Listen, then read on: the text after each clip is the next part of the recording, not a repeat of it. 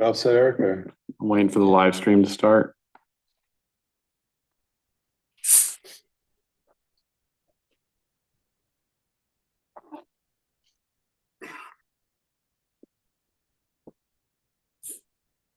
You should be good to go, Mr. Chairman. Okay, good.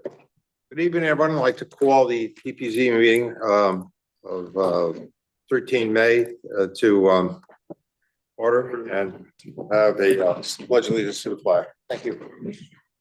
Pledge allegiance to the flag, United States of America, to the republic for which it stands, one nation, under God, indivisible, with liberty and justice for all.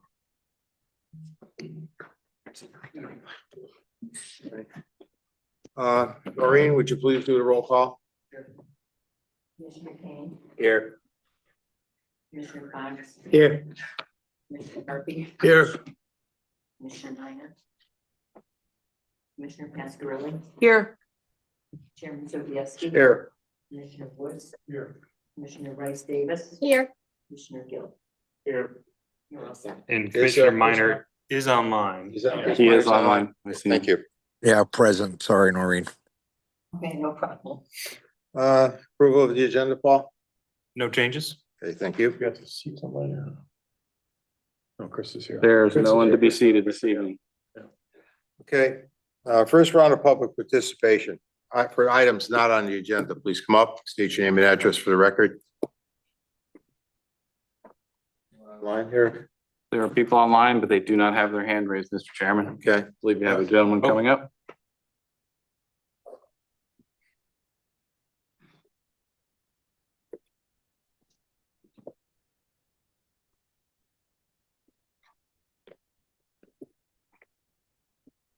Evening, everybody. Bill McCarthy, 206 Churchill Drive. My comment this evening is on the public participation over non-agenda items. I did a little research this evening on why that actually is, and it seems like it's state statute. And that precludes us from sharing with our comments with the commission. And I think that what they suggested was that I talk to my state legislators about possibly changing the rules, that some of these rules are decades old and might need to be updated. So that's it. I like coming to the meetings. I like hearing everything. I like keeping in touch with what's going on. But I think the ability to comment on some of this stuff is more important. Thank you. Paul, did you have any response to that? Nope. And I can just add it to that. The public can always reach out to the town planner's office as well. Okay, thank you. Anyone else wishing to come up? Again, no one online has Okay, their thank hand you. raised. Zoning officers report. Eric? Any questions on my report from last month? Bringing us in the air. Sign confiscation went up a bit. Yeah, but it's still pretty light, really. Yeah, rough winter, so they're getting into it. Only 70 removed. Actually, you have more vehicles on lawns than you do have wind waivers. I do get a lot of calls about vehicles on lawns, yes. Any questions from commissioners on Eric's report? Okay, thank you. Remarks by commissioners. Any remarks by the commissioners? Commissioner Minor, do you have any remarks?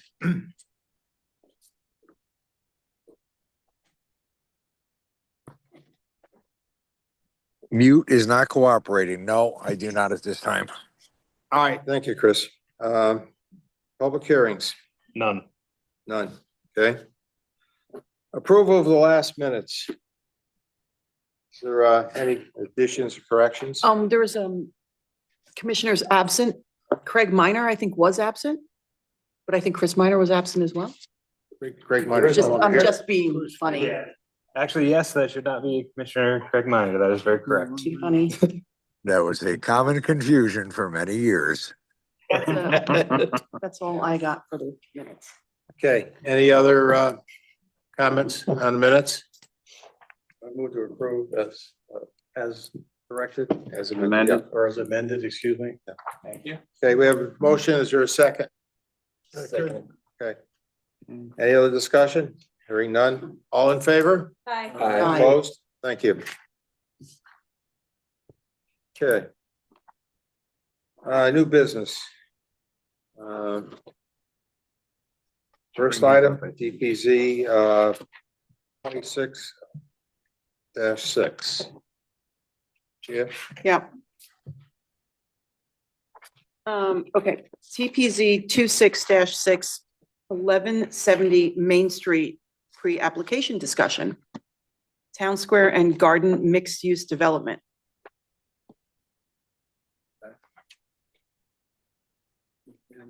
Yep, I can bring it up. Is the applicant here? Yes. Yes, The applicant is here. He'll be coming up and I will be working on replacing the current chair.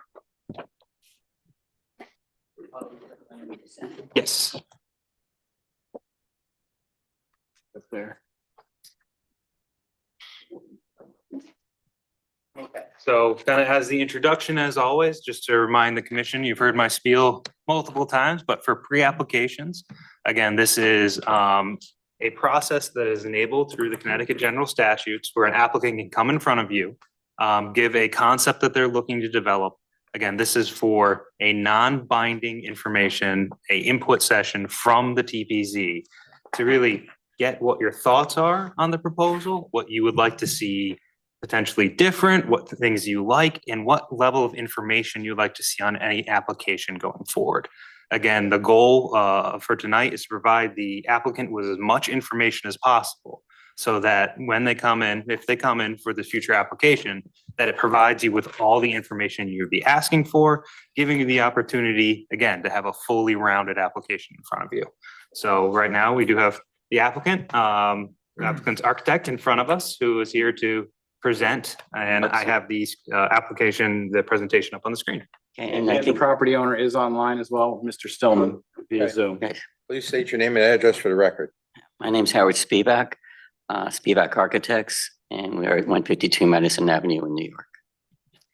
And Royce Tillman would like to start the talk. Good evening. My name is Royce Stillman, 534 Hudson Street, New York, New York. I am the managing partner of the owner of 1170 Main Street. I regret not being able to be with you in person tonight as I was on a construction site today in New Jersey, and it was just too far to get to you in time.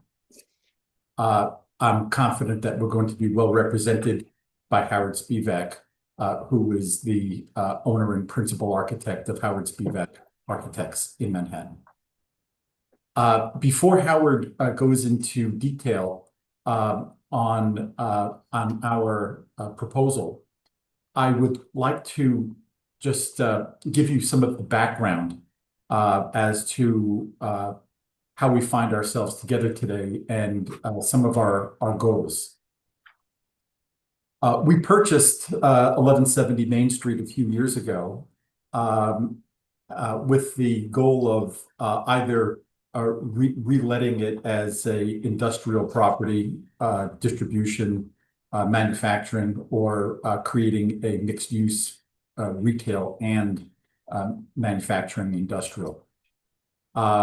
We have had a slow time of procuring certain municipal approvals.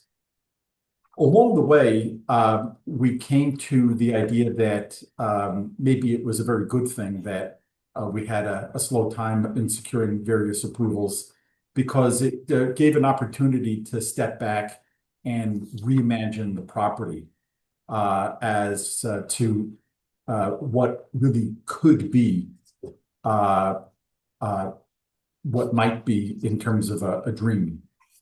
We were guided along the way by the master planning study that Newington commissioned under the auspices of the consultant Colliers, where they were charged with the task of imagining what might be in the best interests of Newington. And in approaching that task, Colliers was solicitous of a lot of opinions of people that live in town, people that work there, municipal officials, planners, and they also looked at work done in other towns and came to various conclusions. The proposal has various overarching principles or goals that guided them through their analysis and their conclusions. And really the starting point of our undertaking in this submission was to look at those principles and goals and try to embody them. We also spent a lot of time consulting and discussing with various people that are in the elected government of Newington, in the majority, minority, in executive roles, planning, fire, and state representatives, and together with our always growing understanding of Newington, a town I have affection for. We decided that we would really be guided by the some of the conclusions and the methodology of the Colliers report, and did our level best to produce a work product in this form of the submission that we're very proud of. And I'd like to say that I'd like to recognize Howard Spivak. He's a brilliant architect, and he and I and his team put a huge amount of effort and into this work. And we're very, very proud of the output. We think that it accomplishes a few broad goals. Number one, it is the result of thinking, as I said, from the perspective of the report, which itself was born out of the perspective of discussions with local population, citizen, from our discussion with elected officials and staff. From an artistic matter, we were motivated to acknowledge the industrial heritage of the site from a aesthetic perspective, but without trying to fit what I think has become a square peg into a round hole in terms of trying to push an industrial property into the center of a town that has adapted and emerged over time and changed to something different than it was when this industrial property was first conceived in the mid-1920s. I think that the current property is anachronistic in many ways, and I think that it is imposing and forbidding. If you look at the property boundary between us on the north side of the land and the southern portion of Market Square, you'll see concertina wire, barbed wire, very, very unpleasant aesthetic experience, literally no physical connectivity between Market Square and this property, thereby isolating, almost creating a demilitarized zone between this property and its northern neighbors. We tried to acknowledge the industrial heritage in terms of the use of materials and form. And then we also had a great artistic experience here in our imagination to the east in terms of looking at some of the great moments of colonial New England design. And we took pleasure in looking at antecedent work in Connecticut, some of the great quads of Yale University. I was one day I was at the state capitol in Hartford, and I saw a building virtually next door to the Capitol, which I thought was a perfect example of Connecticut colonial form. I took a picture of it, sent it to the architect, and that actually became the inspiration for the form of the buildings to the east. In terms of color, we studied classic colonial Connecticut color in the sort of weathered reds, grays, blues, creamy yellow, and white. And I think that we have produced here for your consideration artistic form, which is at once classic, iconic Connecticut colonial, and then on the interior of the courtyard, which we've created with an acknowledgement to some of the courtyards that I've mentioned before, a magnificent use of nature to promote walkability, communing with nature, quietude, peace, and we changed the form of the residential buildings on the east to peel away some of the bulk so that people could have direct experiences from their homes to the nature, to the ramble there. We tried very hard to create experiences for people in the community, whether or not they live here, it doesn't matter. So we have a theater, and this is not intended to be a movie theater. It's intended to be perhaps a children's theater, concerts, poetry reading, live performances, maybe a museum. It's classical in form. If you take a look at it from above, you would see that it looks like an ear, which is just how the Greek amphitheaters were done for acoustic purposes. We tried to create wide open spaces that are intended to engage people who might want to participate in the retail experience.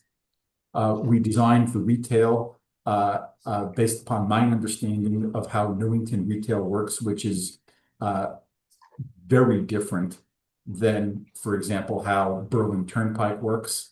And so you'll see that the scale of our retail experiences is small. This is entirely not consistent with classic big box retailers. So the probability that you'd find a Target or a Walmart or a Lowe's or anything like that pushes to zero. And what you really have instead are retail environments that can be divided into relatively small spaces for mom and pop stores and startups and incubation and human scale. That's the idea, is human scale here. And so the elements that we wanted to mix together here are nature, iconic classic Connecticut design, acknowledging the industrial heritage of the property, livability, walkability to the downtown. We wanted to create winners here, not just people who live here, but people who live in Newington, who can come here and experience the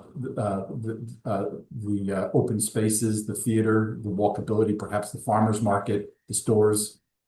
We wanted to promote a physical connection to this property and Market Square, which categorically does not exist at this time. We wanted to provide a sense of openness and limited mass.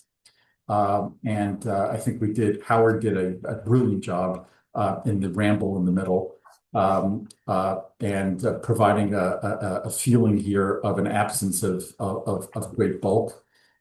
It's the opposite of a cookie cutter job. It's unique, it's custom fit and custom designed for Newington.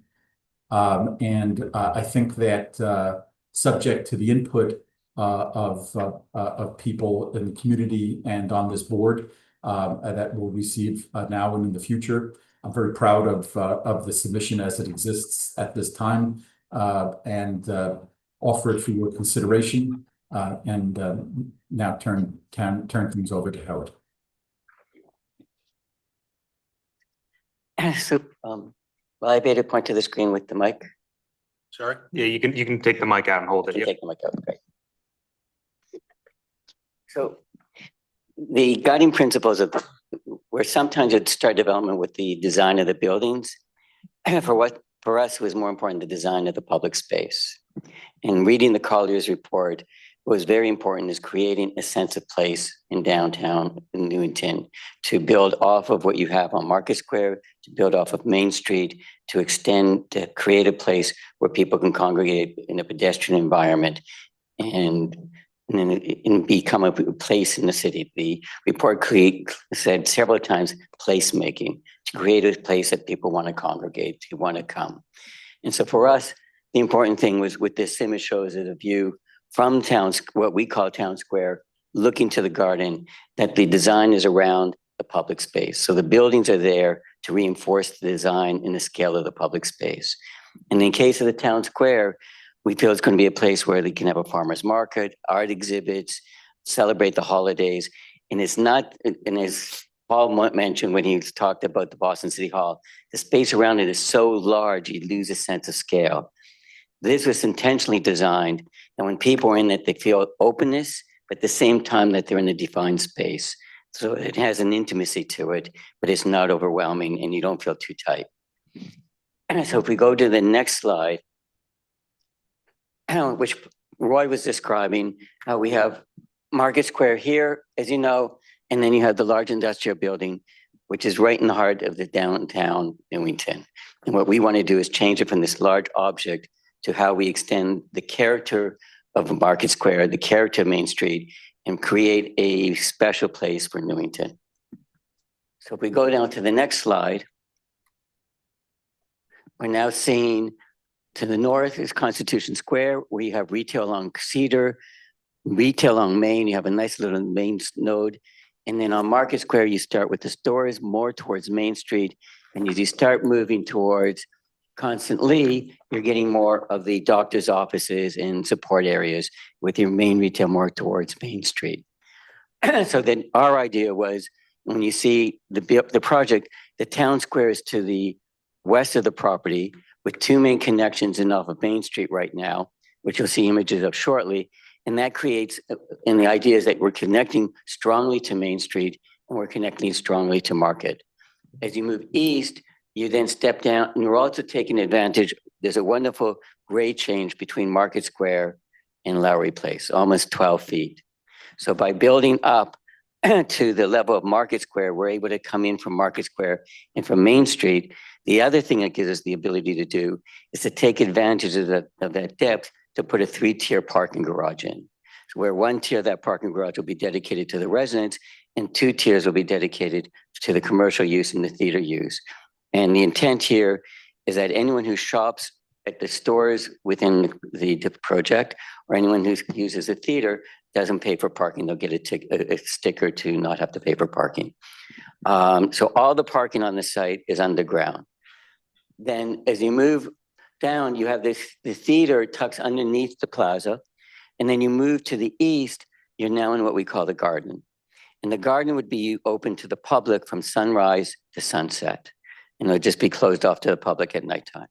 And there you have entrances from Market Square, where there's a new building on Market Square. There's 2 paths coming down from there. There's also a pass off of Constant Lee. And then also you enter off of Lowry. So what we're trying to do is, again, as I want to say, is that the design was about the public space and the buildings were there to define the public space. And so that was very important to us. Where lots of times, in a typical project in this community like this, the garden would be your parking lot.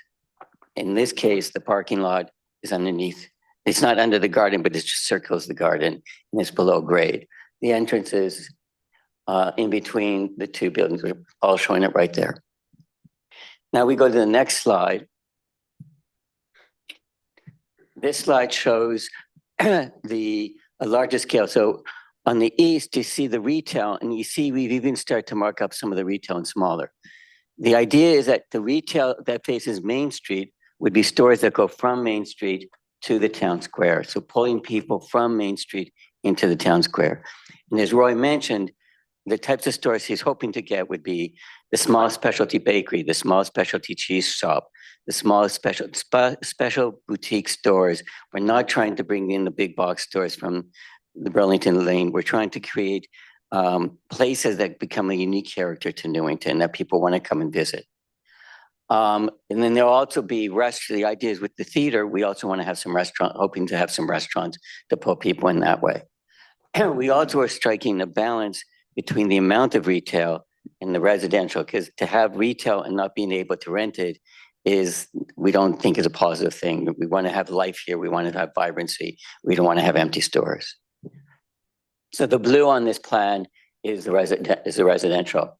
On Market Square, we've also created a building where the red is retail, 1 story facing Market Square. You then have 2 stories of residential above it, keeping in the scale of Market Square. And then because of the grade change, you get 1 additional level of residential below on the garden level. And then this gives you a section where you see the parking garage on the left, and then you have to have parking circling the garden. The other thing that's important is we took a lot of, Roy, this is very important to Roy and us. All the apartments here have outdoor space, and we're not talking about a 4-foot balcony. We're talking about an 8-foot by 12-foot terrace, every apartment.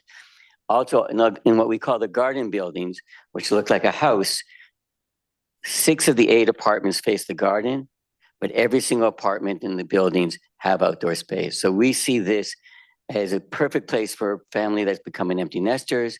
They don't want to have to deal with shoveling the driveway anymore or maintaining. They can move in here, have a place to park their car on the ground, still have outdoor space, and be facing a wonderful garden, be able to walk to get their morning coffee, and have a place to stay in the community and still be able to. So building apartments that felt like homes and not like small apartments was extremely important to us as a team. So, okay.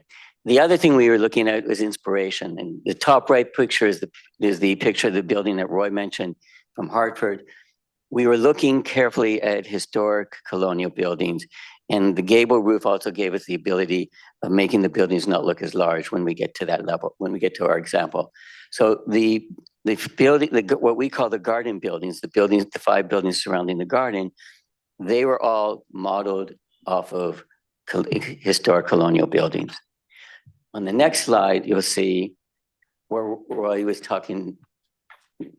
Okay, where Roy was talking about industrial, what we're really talking about is not the industrial of the building that's there now, but the industrial that you would find in downtown towns of Connecticut.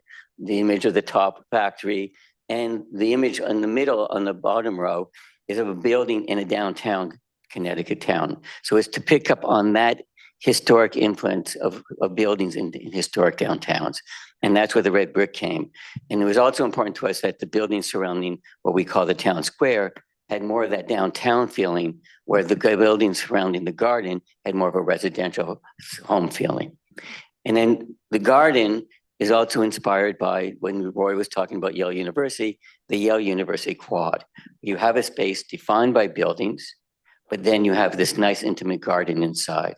And we felt that it would be, and we're still in the early stages of designing it, but we felt we'd want to bring in a piece of nature where people can go, there'd be open spaces within it, but we didn't want a playing field. We really wanted a piece of nature reminiscent of what this country, this landscape was before we came and inhabited it. That becomes a nice place for a quiet place in the town center. If we felt there's enough playing fields in the community, we wanted to have a different experience. Then this image shows one of the 5 garden buildings, where on the street side, it's very historical, the double hung windows, nice trim around it, the dental. And then by using the gambrel roof, we're able to make it feel like a 3-story building with an attic rather than a 4-story building. And the other thing we were balancing out is what was the minimum number of units we needed to be able to support the retail, to support the town square, and to support the garden. And that's how we came, that's why we're hoping we can do the 4 stories. Because right now we're at 240 units, which sounds like a lot. We have proposing close to 40,000 square feet of commercial between the Market Square building and the Town Square building, which is a lot of retail anywhere these days. And so we're looking for having people to be there to support that retail. This is also a view looking at Lowry Place, where you see now as the Colliers report recommended, the 12-foot wide multi-use path, the new 10-foot wide path along the north side of Lowry, a new 4-foot path along the south side of Lowry, and the new path. So we go to the next. And this is actually the Lowry section. So the top drawing is your existing Lowry section where it's 20-foot, 20-foot, and it's sidewalk. Then we go to 8-foot sidewalk on the south with a 4-foot planting. And then you got the 2 lanes of cars, then the new 10-foot path, and the new 12-foot multi-purpose lane. And that gives you, it also becomes a nice scale to the buildings, because in these buildings, the ground floor units get the garden space around it as their private garden space. And then as you go up the building, they have terraces on the back. And so we did several other things with the design of these buildings. We had a center section that identified entry. We then had another bay, and then we did a second step, all to try to bring down the scale of the building to make it more feel like a large house, which is also referred back. If you look at some of the historic photos, you'll see that they didn't just have one plane, they'd have additions on them. And so that was the intention why we lowered the roof at the end, but the whole idea is to bring down the scale so it became more in keeping with the scale of the community. What we're doing now is we're taking pictures around the property, starting on Lowry Place, now going constantly, and then we're going to go up Market Square. So we're also very sensitive that Market Square is now the heart of your retail and pedestrian. You've done this wonderful job of adding the sidewalks and the crosswalks and adding pedestrian oriented details to make it more pedestrian friendly. So this is the new building on Market Square where you have the brick for the retail, the center, and then this has 2 floors of 1 floor residential plus the attic residential. And then there's entrances to the garden on both sides. And then you're looking to the west. And then we're going to go to the next image where the red brick buildings along here right now are your existing buildings. And then you see in the background what we call Tower Square North, the north building of the Tower Square. So we believe that with the red brick of the Tower Square, which is also reminiscent of the historic industrial buildings that were in downtown, commercial buildings in historic downtowns, that complementing with the red brick along Marketplace, the Market Square already, they complement one another. And then the Town Square building steps back. And then the next image, we're now looking from across from the north west corner. And what you're seeing is the corner building at the corner of Main and Market Square, the existing laundry building, and in the background, the new tenants. You're also seeing through the parking lot to between the laundry, the dry cleaners building and the building at the corner, the entrance into the Town Square. And you can see the Town Square in the distance there. And then the next image, we're now across the street from Main Street, and you see a nice pathway where the stores open onto it, and you can see the store at the back on Town Square, and it brings you into the Town Square, into the property, into the Town Square. And then the next image is at the corner of Lowry and Main Street. The steps go up because of the grade change, and you have another entrance going into the Town Square. You're seeing the path of the multi-use path. You're seeing the new planting zone of 10 feet and Lowry Place. So what we've also done by bringing that in on Lowry Place is now giving the street more of a sense of scale that's appropriate for the cars going down it and bringing the green in. And as Paul pointed out, it then becomes a way to start the bike lane that will eventually connect to the it's called, I forget the name of towards Cedar Mountain and the, Through the Hartford Healthcare property. right, for the Hartford property. So that was an important connection. And plus, as we saw in the site plan, you can go through the property in any number of ways, from Constant Lee, from Market Square, from Lowry Place, in through the garden during the day. Now what we're coming into now is, so now this is the view from Lowry Place, where you're now seeing the theater. The theater has a large garage door, so it can open up and be used from the outside or from the inside. And the theater is basically, as Roy described it, it's a large white box that's 24 feet high that can have different types of seating setting up. So it could be set up for a child's theater, it could be set up for, you could take the seating out and use it as a meeting room or a big party. It can be used as a theater. It can be, as we're showing in this image, a music performance with the amphitheater, and it flows towards the garden. So that you become this, between the town square plaza, which we'll see in a minute again, that gives you the place for the farmer's market, for people to have coffee, restaurants opening up to it. Here, you've got a place where people can congregate, have concerts, watch movies in the summertime, plays, and it flows into the garden so we can expand and contract depending on how many people are coming. And then this image is we're in the garden, and we're looking back to the theater. So again, you see how the theater can expand out to the garden, and you see the staircase connecting up to the town square. The town square will also be on the ground floor here. You have the amenity space for the residential units, and you also have the entrance in the back, which I can't point. Paul, if you could just point where the right to the left. What are you looking for? The right, go back. Right there. Those are doors that go into a lobby for the theater. They also have the access to bathrooms for the public, for the garden level and for the plaza. And there's also elevators there that take people down to the parking and take them up to the town square. So you have ADA access by coming in off of Main Street to the town square. You have elevator access here. So if someone comes in from Lowry Place, they can enter the building through the lobby. There's public bathrooms, and then there's the elevator that'll take you up to the town square. And there's actually 2 elevators that'll go from the parking to the town square for the public. And then each apartment building has an elevator that goes to their parking and up into the town square. And then now we're in the town square with an image of an art fair. You're looking to the west, and you see how the plaza will also extend to the north. So again, the guiding principle here is creating the public space, creating a sense of a place for the community of Newington, and doing it in a way that it integrates with the downtown, that it's not isolated from the downtown. And then the last image, we're going back to the original image, the first image, which shows you the town square that then opens up and you get this wonderful view of the garden. So we are really trying to, picking up from Colliers, is saying, let's create a place for Newington that's pedestrian oriented, that's environmental, that's green, that connects into the community all the way around. That was what that was our goal, and hopefully that's what you'll feel that we accomplished.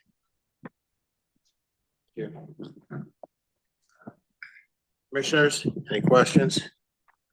Commissioner Fox. Oh, Commissioner Hart. had his hand up first. Good evening, Mr. Spivak. I'm very impressed with your artistic approach to all of this. Can you take us through a virtual walk? Say we were to adopt the plans that you have for Market Square. How would I get to the theater? Just walking on a. Okay, Paul, if you bring up the plan again, do you have a pointer? I do not. Right, come over and point. Sure. Use the trackpad. So right now, if I'm coming to the theater on Lowry Place here where this arrow is, I can come in and go right into the theater. On Lowry Place, I can also come along here, and there's an entrance right off of Lowry Place at this point for the theater, into the theater lobby. From Market Square, I can come here down a path through the garden. I can come here through Market Square down and through a path to the garden. Also from Constance from here, and from Lowry Place here and here. If I'm on Main Street, they come in through here and through here. This elevator will take me right, there's a public lobby here. This elevator here will take you right down to the theater. Or, oops, You were clicking. sorry, it had a You're mind of good. its own. There you go. Okay, and then, so you can take the staircase down, you can come here, take the elevator down if you want. Also, this parking is the entrance to the parking for this end of for the apartment buildings at this end, and for the retail and the theater is through here, and you can get dropped off there right into a lobby for the theater.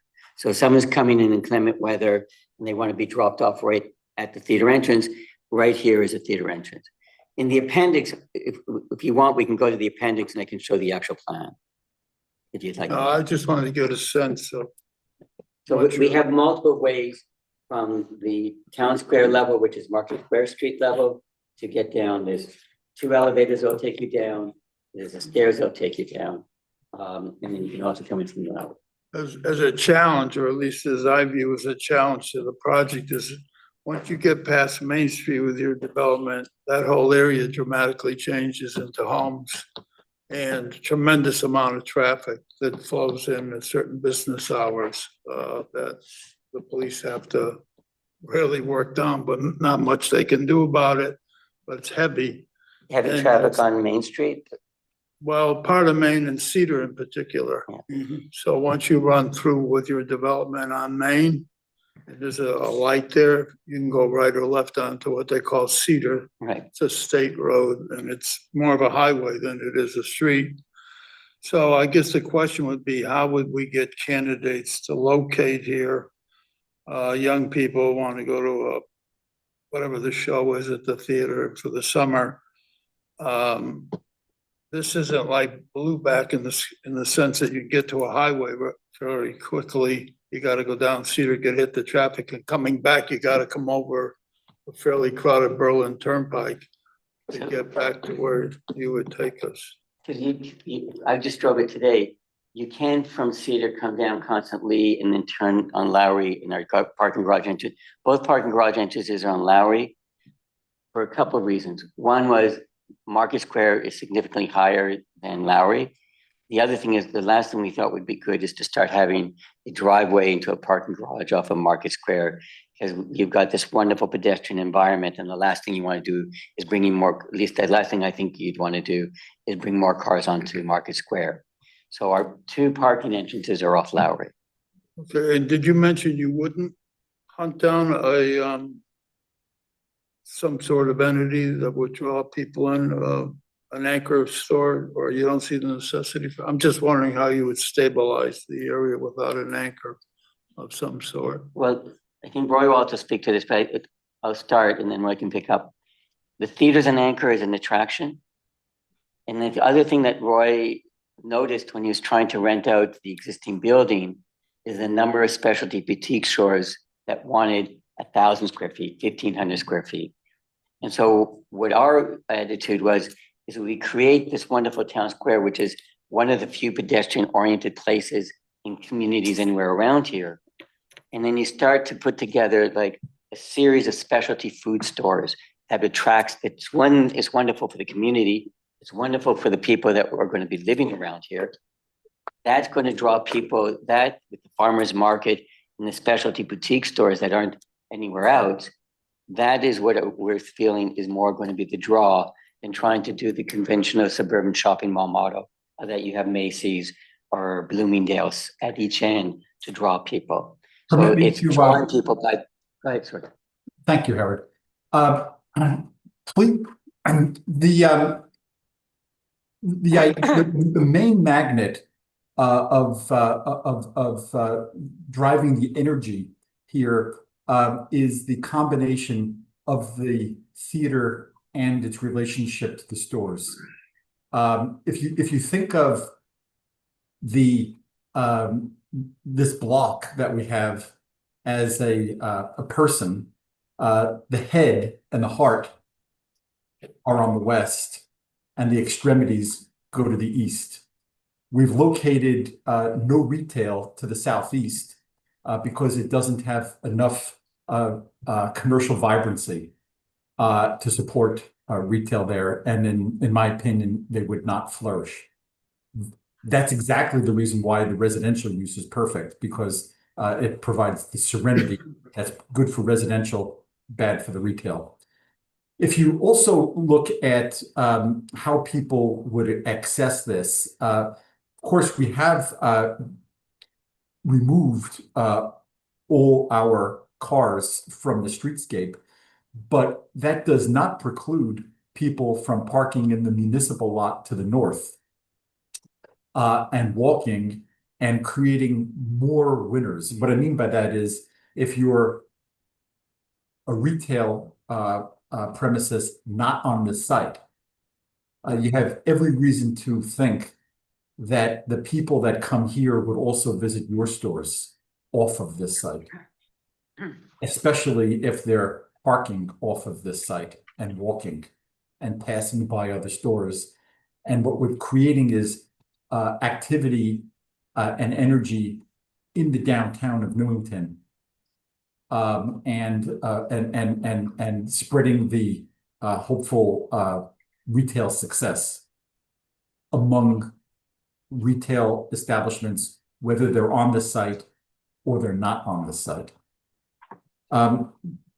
It's also, I think, important to think of the scale of the theater.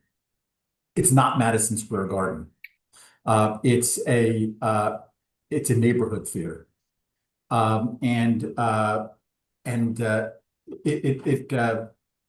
the fact that the parking is underneath helps address the fact that theaters are sometimes on or they're off, dark or lit. But what we're hoping is that, let's say that there's a children's theater here sometimes. Children are rehearsing, they're performing. The parents could be having dinner, having a drink, walking around the shops. And so it's a symbiotic relationship. The theater is really at the heart of the energy driver here. And I think that the type of activities that would be here are wholesome and accretive to what Newington represents. So that's why we've oriented things this way. That the commercial nerve center is clearly to the west on Main Street. And it's intended to feed and receive and feed back and disperse commercial activity, walkability, and vibrancy throughout the community. Well, thank you, Mr. Steelman, for those comments. I appreciate it. Thank you, sir. I'm done. Commissioner Fox? Thank you, Mr. Chairman, and through the chairman. Before I make any comments, I want to mention something you've probably noticed, that our town center is a mishmash. Okay? And when you talk about, we talk about a colonial times or colonial designs, to me, that's going a little bit too far. We are not a colonial town. We are, I would think, somewhat like post-Civil War, that was in 1871, was 1870 something, Stan Hill. Was 1871, Mike. Yeah. 1871 was was when we started up. And so, we have mostly brick, like if you take a look at the old firehouse diagonally across. That is why what I see as the typical building style of that day. And along Main Street and Market Square. And you showed us the Gamble rules, which I like. I really do. But I also see, in my eye, there would be a problem with height. We have, a 35-foot height requirement or whatever, and it looks like, you got something like 4 stories or something. So I think we ought to pay attention to our height requirements. And also, from the renderings and whatever we see in here, you're shaking your head? No, actually, Oh, okay. I see you were trying to meld in the bricks and the color bricks. I think you're a little, I mean, if that's the renderings we're gonna see, see a little closer. And, the sweeping corners and all that, I think that's a little too much. And the scale, you talked about scale, Mr. Stillman. And, it's quite a large scale for that. I mean, we do have a small center. We don't have a downtown. We have a center. And I'm thinking that, I'd be a little too grandiose, maybe a few less apartments. And maybe a movie theater there too. I really do really like the idea of the market. And the apartments around it. I lived in garden apartments for a few years until we bought the house in Newington. And I also agree with the Commissioner Harpy as far as traffic concerned. All right, around early morning and around 3 o'clock in the afternoon, I would just as soon stay home and stay away from the center, especially Cedar and Main. So I'm just presenting these as my opinions and things that I would like to see, and I do like to see, and things that I think you should be aware of.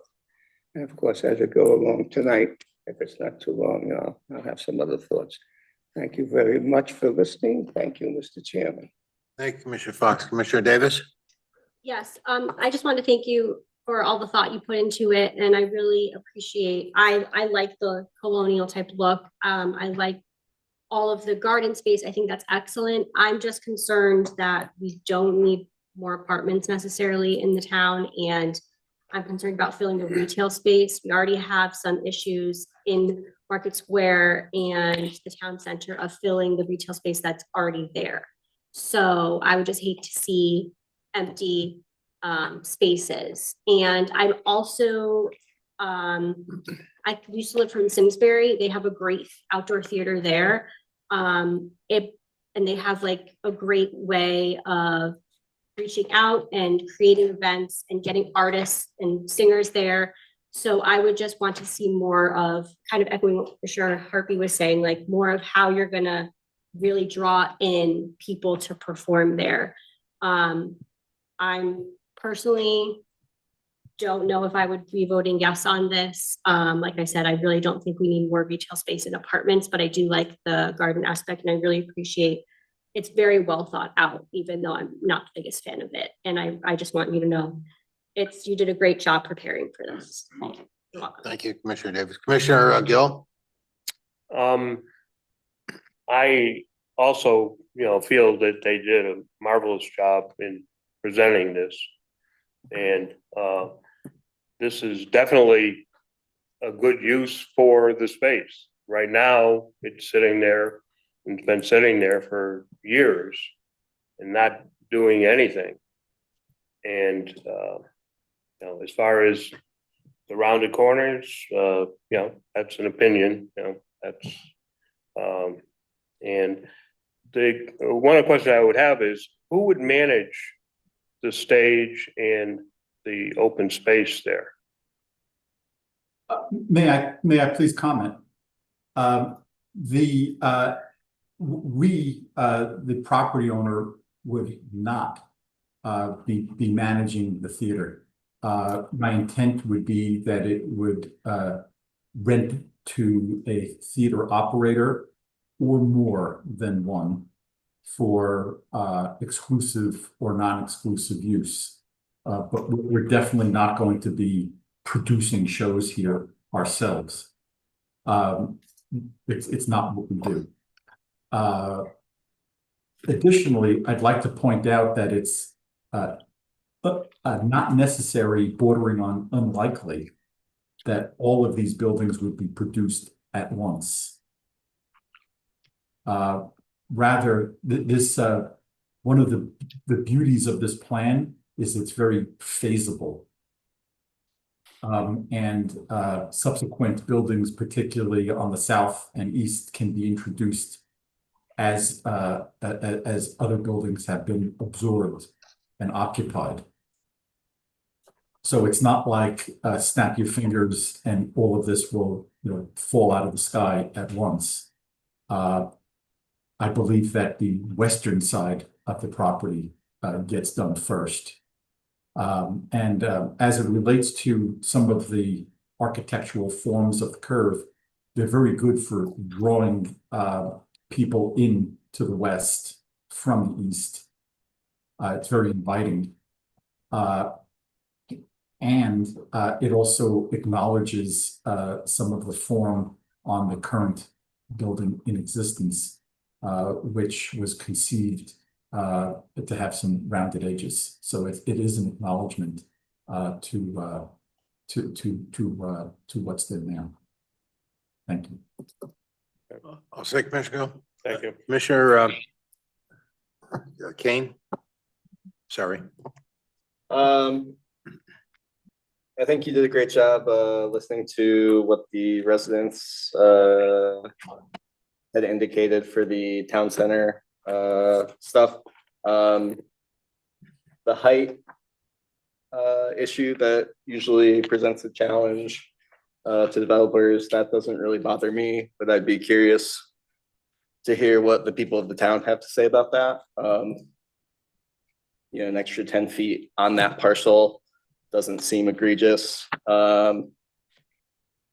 So yeah, I don't need to say too much. I think this seems pretty good. If the town wants more apartments, this looks like an excellent way to produce them. If that's not what the people want, then hopefully we'll hear about it. One thing I want to point out about the apartments is they're not your typical apartment. They're really homes. And some of them are in the similar size as some of the small homes in the town. So it's not like we're trying to put in small little apartments, like your new project over by what was it called, Cedar? At the 1 Myra Corner, 690 Cedar Street. Right. So those apartments are all very small. Our apartments are all much larger than those apartments. They're the size of nice homes. The majority of the units are 2-bedroom. There's some 3 bedrooms. There's very few 1-bedrooms. So the intent here is to have family-oriented homes. And that's why we have the large open space. And that's why the garden is to make it a place for families or for retired people.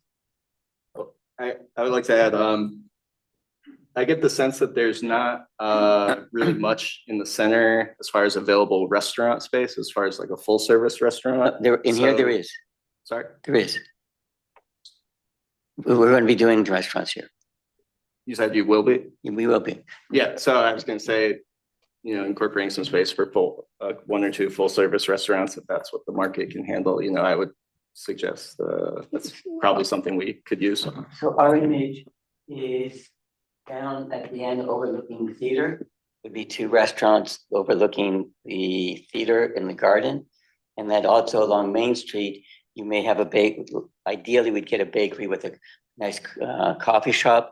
Part of it that people can come in and then sit out on the town square and have their coffee, bagel or croissant in the morning.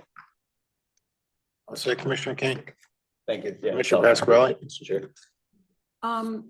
It's a really lovely rendering and the idea seems very attractive. I guess my only thing, if I'm going to have an opportunity to state what matters to me, and I think matters to Newington and probably the state of Connecticut, we could use more affordable housing. I don't see any references to, of the 244 units, any percentage being affordable, or maybe even dedicated to seniors in some way.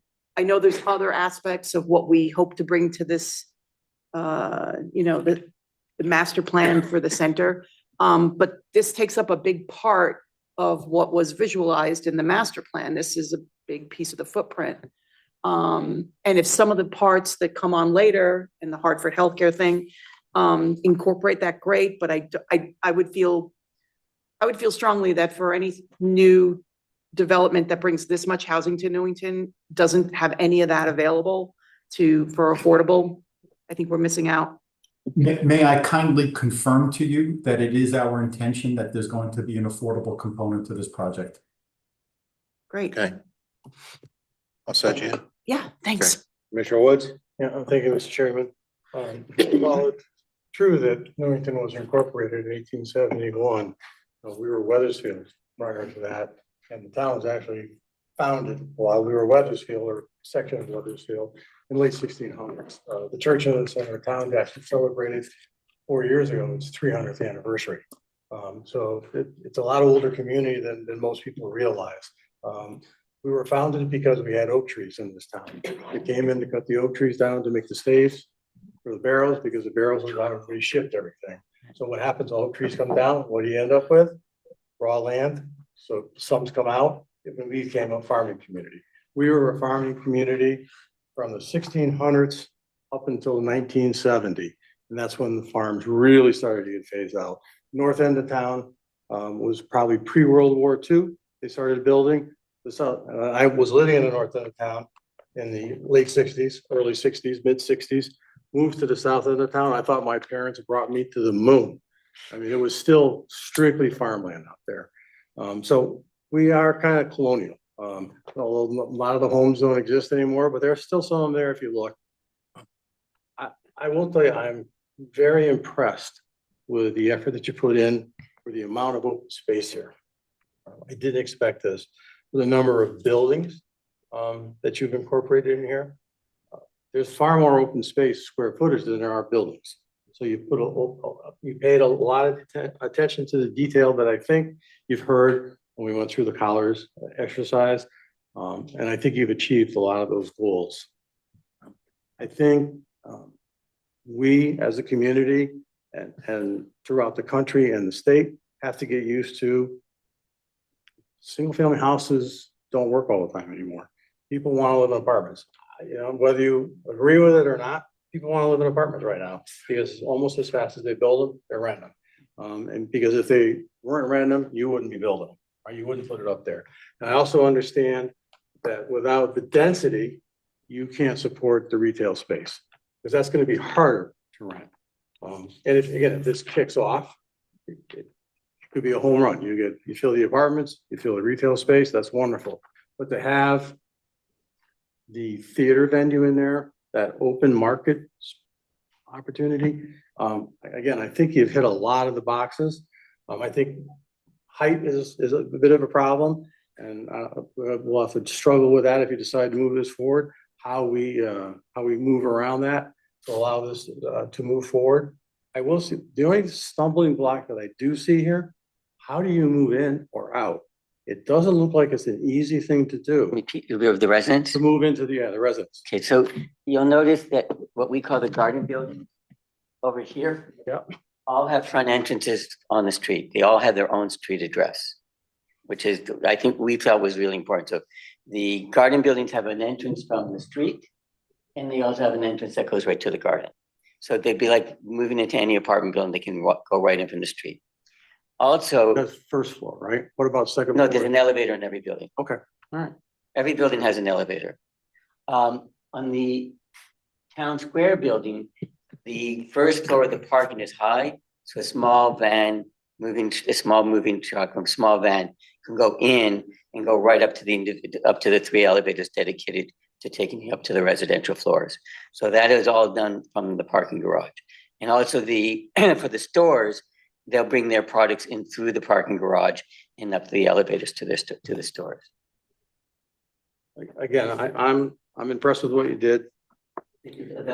All the floor plans are inside the appendix section of the book. And I went through those. Yeah, I saw that.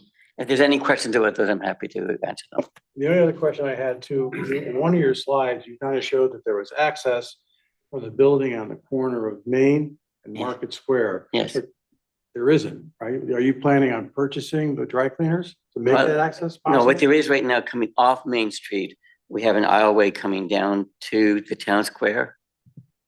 And Roy, you want to speak about the dry cleaners? We contacted the dry cleaner to inquire if they would like to transact and did not hear back from them. So we have an access point through the buildings. Should there come a time that the dry cleaner presented itself as an acquisition opportunity, we would be positively inclined. Okay, so I understand the one on the south side. I realize you have that. So the only other access from Market Square really is down where the empty lots are that you plan on putting the retail in, correct? That would be There's your, also, if we go back to the site plan. Here, so you see where the arrow is? yes. That's access from Main Street into the town square. And then the other arrow to the Yeah, south exactly. is also That one I know, access. yeah. And then you have access off of Lowry. Right, Place. where those two arrows are. Yeah, where we call it the Theater Plaza, and then from there you can go up the stairs of the elevator. And as Roy mentioned, he's reached out to the dry cleaner. If it was happened, it'd be wonderful because we take that little building that's there now, we get changed and we would extend the retail right up to Market Square. And it would be a wonderful thing if that ever became possible.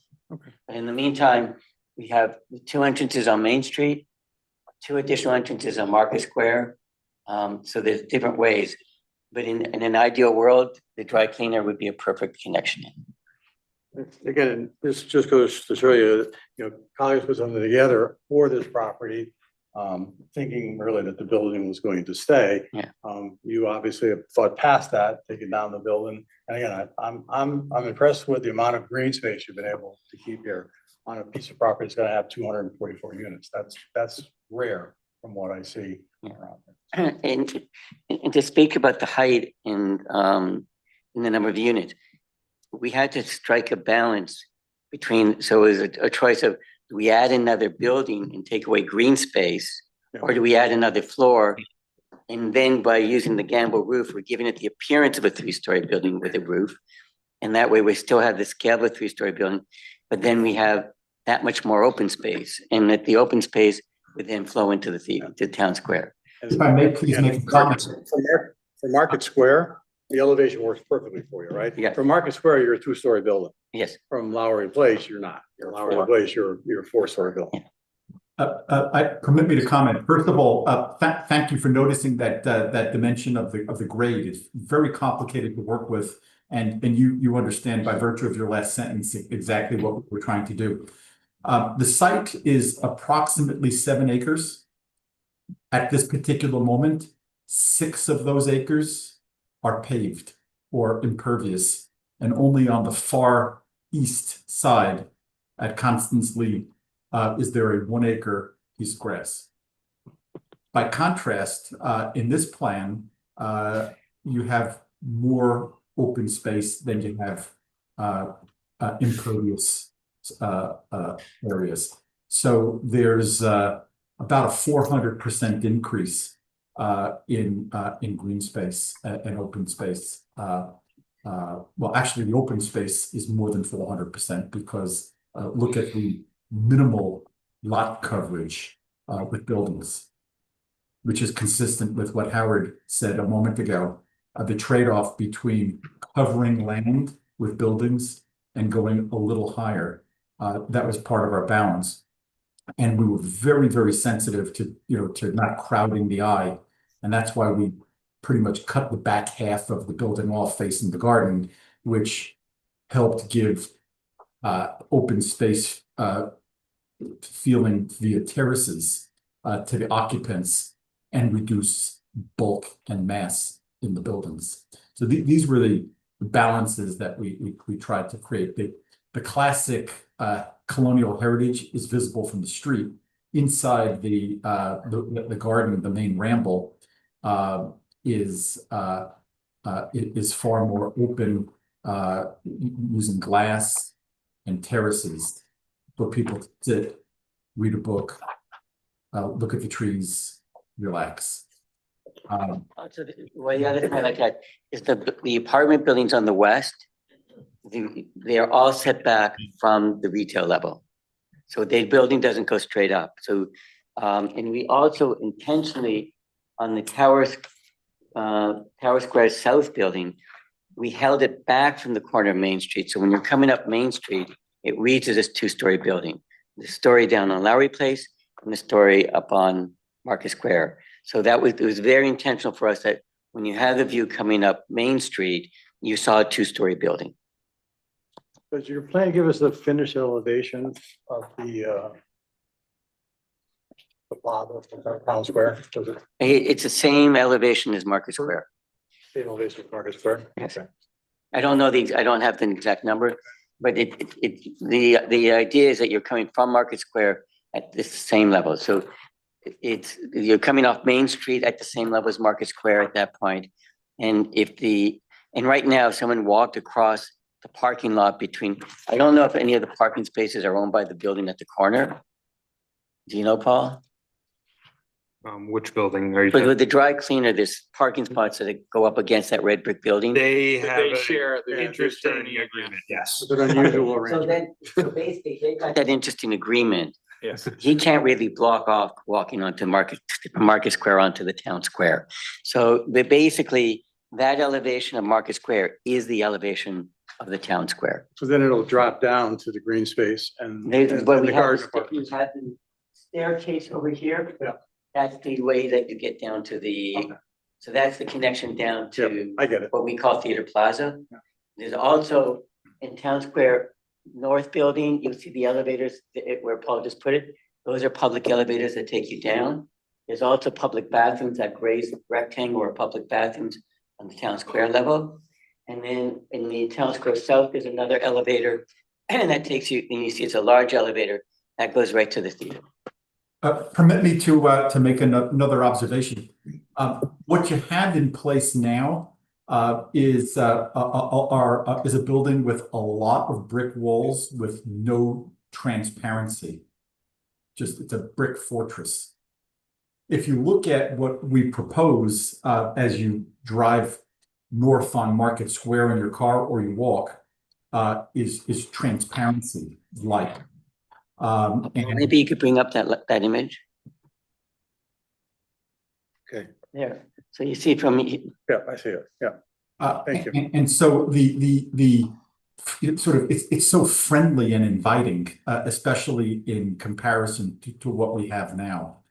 And you see through things and regardless of which way you enter, you have the amount of light and sky that you're seeing on any metric, lot coverage, open space, green space, transparency. These are substantial improvements in every category. Thank you, Mr. Stillman. Commissioner Minor? Thank you, Mr. Chair. Yes, I'd also like to express my gratitude. There's obviously been a lot of work put into this plan and a lot of thought. I am glad that you waited for the master plan to come out. And I believe the property as it currently is, to me, has always been out of place because at its time, it was the center, but it was also the center of commerce. And those years are long gone. And I think it is a much more appropriate use of the land and the space to offer the plan as it's been presented. The only concern I have is the same that everyone else has echoed. It's been height. The one thing I would like to ask Paul is elevation to the senior tower on Constance Lee.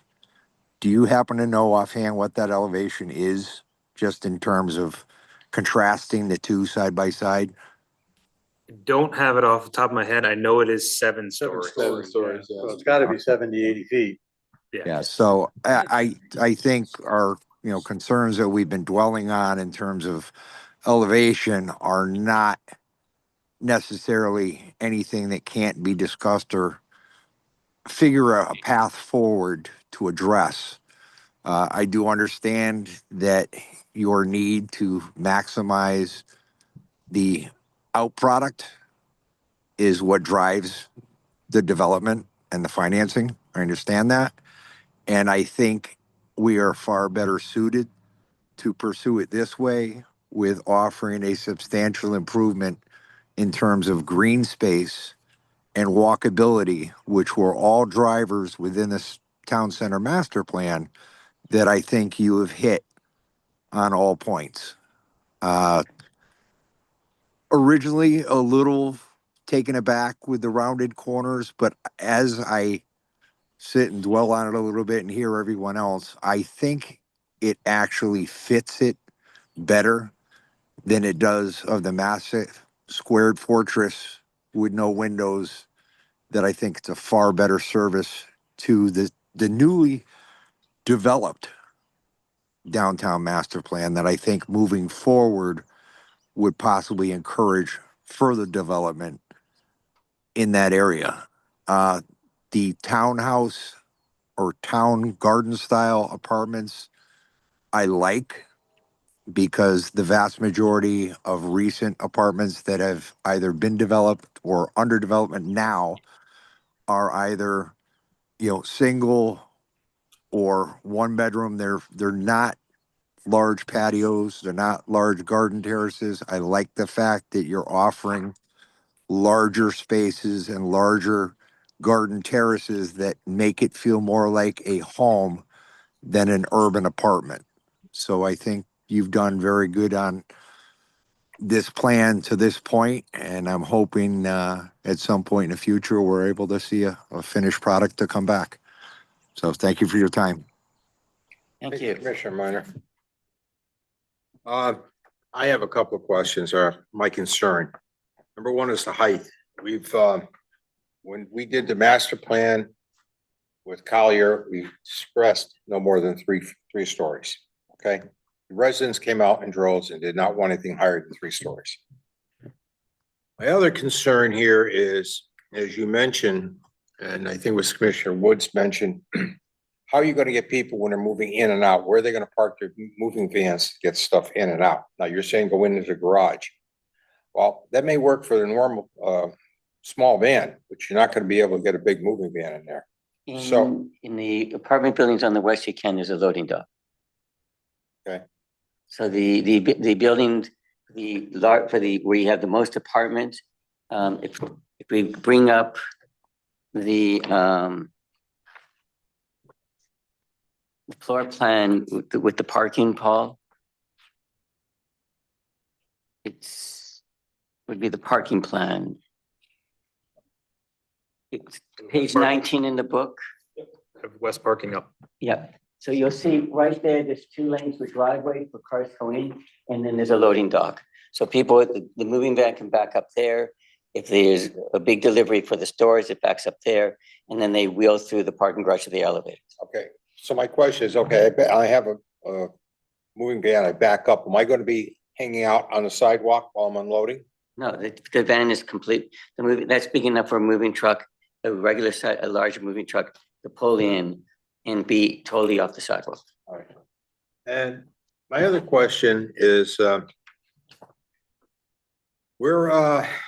stores that you're referring to at Market Square rely heavily on Constitution Plaza for parking. There is very little limited parking at Market Square. We have 410 parking spots in this location. No, I'm saying in Constitution Square where the other owner said that people could park in Constitution Square or across Market Square and go into your complex. All right? So if you had a venue in the amphitheater or whatever it is, people would park over there. No, we have 410 parking spots on the property. Okay, so then we do not, based on the zoning requirements for parking, we meet all the zoning requirements for parking for our square footage and uses on the site. so if you have a show, there's enough room for people to park, then they wouldn't be going into Constitution. They would not be going, Square, there's no reason for them to go to parking Constitution Square. Okay. We have, in the western parking, we have a total of 658 parking spots. Okay. 410 parking spots are underneath the plaza on the west. 1 floor of those are dedicated to the apartments on the west. The other 2 floors are dedicated to retail in the theater. I just was questioning, that's all. Not sure. Good. The other thing is, has the fire chief looked at this, not the fire marshal? Because he does not drive our apparatus, the fire chief does. We've left, we've been trying to connect with him Yeah. before we. Our fire chief works a full-time job and he's part-time, like we have a volunteer fire department out here. My strong suggestion is to try to meet with him after 3 o'clock. I think he gets off. Yeah, that's what I was away for 2 weeks and then I got back. I left him, I sent 2 emails in the last couple of days. I appreciate he has to meet after 3:30. We've just been trying, Paul and I have just been trying to find a time to connect. We've already met with the fire commissioner. In the book, you'll see that there's a drawing showing where the fire truck would be in the 150-foot dimension that's required to an entrance. And our goal is so we've already shown how fire trucks can get in. We just need to do the actual meeting with the fire chief. Was that here, Paul, on this? Yeah, it's on, Okay. I didn't see in it. the appendix. In the appendix. Yeah. Okay, because my concern. Actually, it's on page 21. My concern there is that right now to service that high rise, and I've gotten this from the chief, is that that fire truck has to go right up next to the building because it only goes 108 feet, I think it is. Tom, what's the height of that the ladder truck? Well, the ladder's 100 foot, 100 foot? but with 108. would be- 108 feet. So my question is, unless that apparatus can get in the back there, and I'm looking to see where they can get in, okay? So off Lowry where the plaza is, there's nothing underneath there that's on grade. So we have the fire trucks located there's no volume underneath where the fire trucks are going, it's all on grade. So you'll see the rectangles, that's the size. So they would pull in and have to back up. Yes, That's why I'm asking you to please talk to the fire chief. yeah, and we've reached out, it's just a matter of connecting with his schedule. I do like the plan. I like the concept. I think it's something that may very well fit well in the town. Again, my only concern is the height. We've had several other applications where that came in, and as soon as I said 4 stories, the neighbors came out. And, you know, they are used to sitting in their backyard, seeing treetops, not buildings. So, I okay, think I think as Mr. Woods noted, with the change between Market Square and Lowry, your height is really, with the change in elevation between Market Square and Lowry, from Market Square, it is basically the height of a 3-story building. And in the other thing we're very careful about, as you saw in that image from Main and Lowry, it's a 2-story building that we intentionally set back the residential so you didn't have the feel of a taller building. Now, the residential building on Main Street is a 3-story building. It's 1 story based at the Market Square level. It's 1 story of retail and 2 floors of apartments off the Market Square level. The building on Lowry is the Lowry level, the other level, then just 2 floors of apartments above it. Only Tower Square North building has an extra level of apartments on it, but that's also set back 65 feet from Market Square. And when you look at the renderings walking down Market Square, which is why we added them to the book, Paul, we met with Paul on Monday, we had a call, and he said, you know, Market Square is really important. We did that so that you see that it doesn't really read as a tall building from Market Square because it's set back. And with it being complementary brick, it sets back in the distance. So we are very sensitive to that. I mean, the option is we take off on the garden buildings, we take off a floor. Also, on Market Square building, it's only 3 stories. It's 4 stories when you get into the garden because of the change of elevation. If we had to take off a floor from the 3 garden buildings, from the 4 garden buildings, the 1 on Constantly and the 3 on Lowry, we then have to find a place to add another building. And I think that would be unfortunate because it would eat into the garden. And I think the garden, as I said, as we started the presentation, we started with the design of the town square, the theater plaza, and the garden. Those are the most important things to us. the only other question I had is the roadway width. You're gonna narrow the road down to 24 feet, 2 12-foot lanes. That's right out of the Collier report. Sorry? That's the exact dimensions from Collier. what I'm concerned with is because that our apparatus has to go down, our fire trucks have to go down there, down Laurel to answer to the 7-story building. And if cars are there, concerned about them being able to maneuver around them. And so, again, and plus we have snow removal. You know, so if, when I'm looking, I didn't see, I know I saw it here, I just don't know what page it was with the roadway, cross-section of the roadway there. It's, Page 12. Page 12. Okay.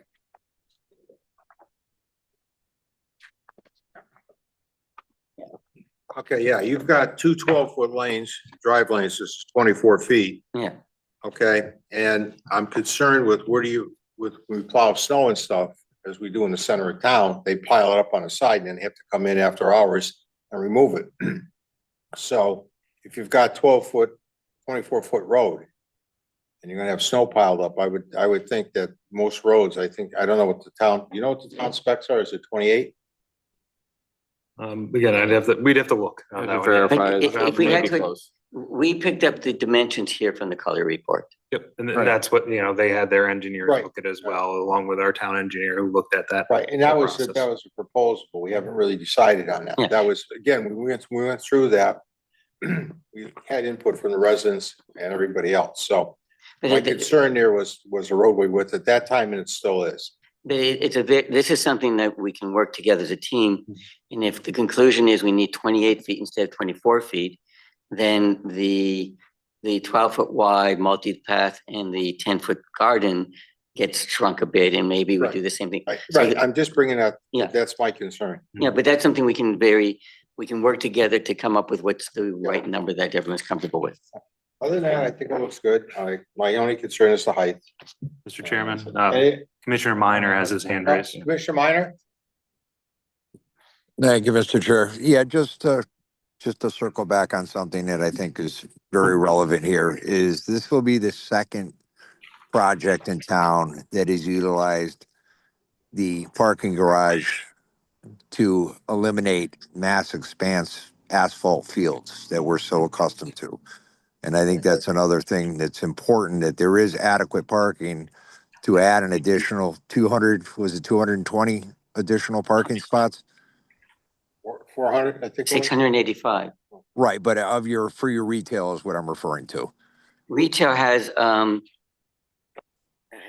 by memory, the retail garage has 410 spots. 100 spots is dedicated to the apartments. The other 300 spots are dedicated, 155 spots are dedicated to the apartments. 255 spots are dedicated to retail and theater. Okay, so 255, parking spaces is a tremendous addition to parking in that area in general.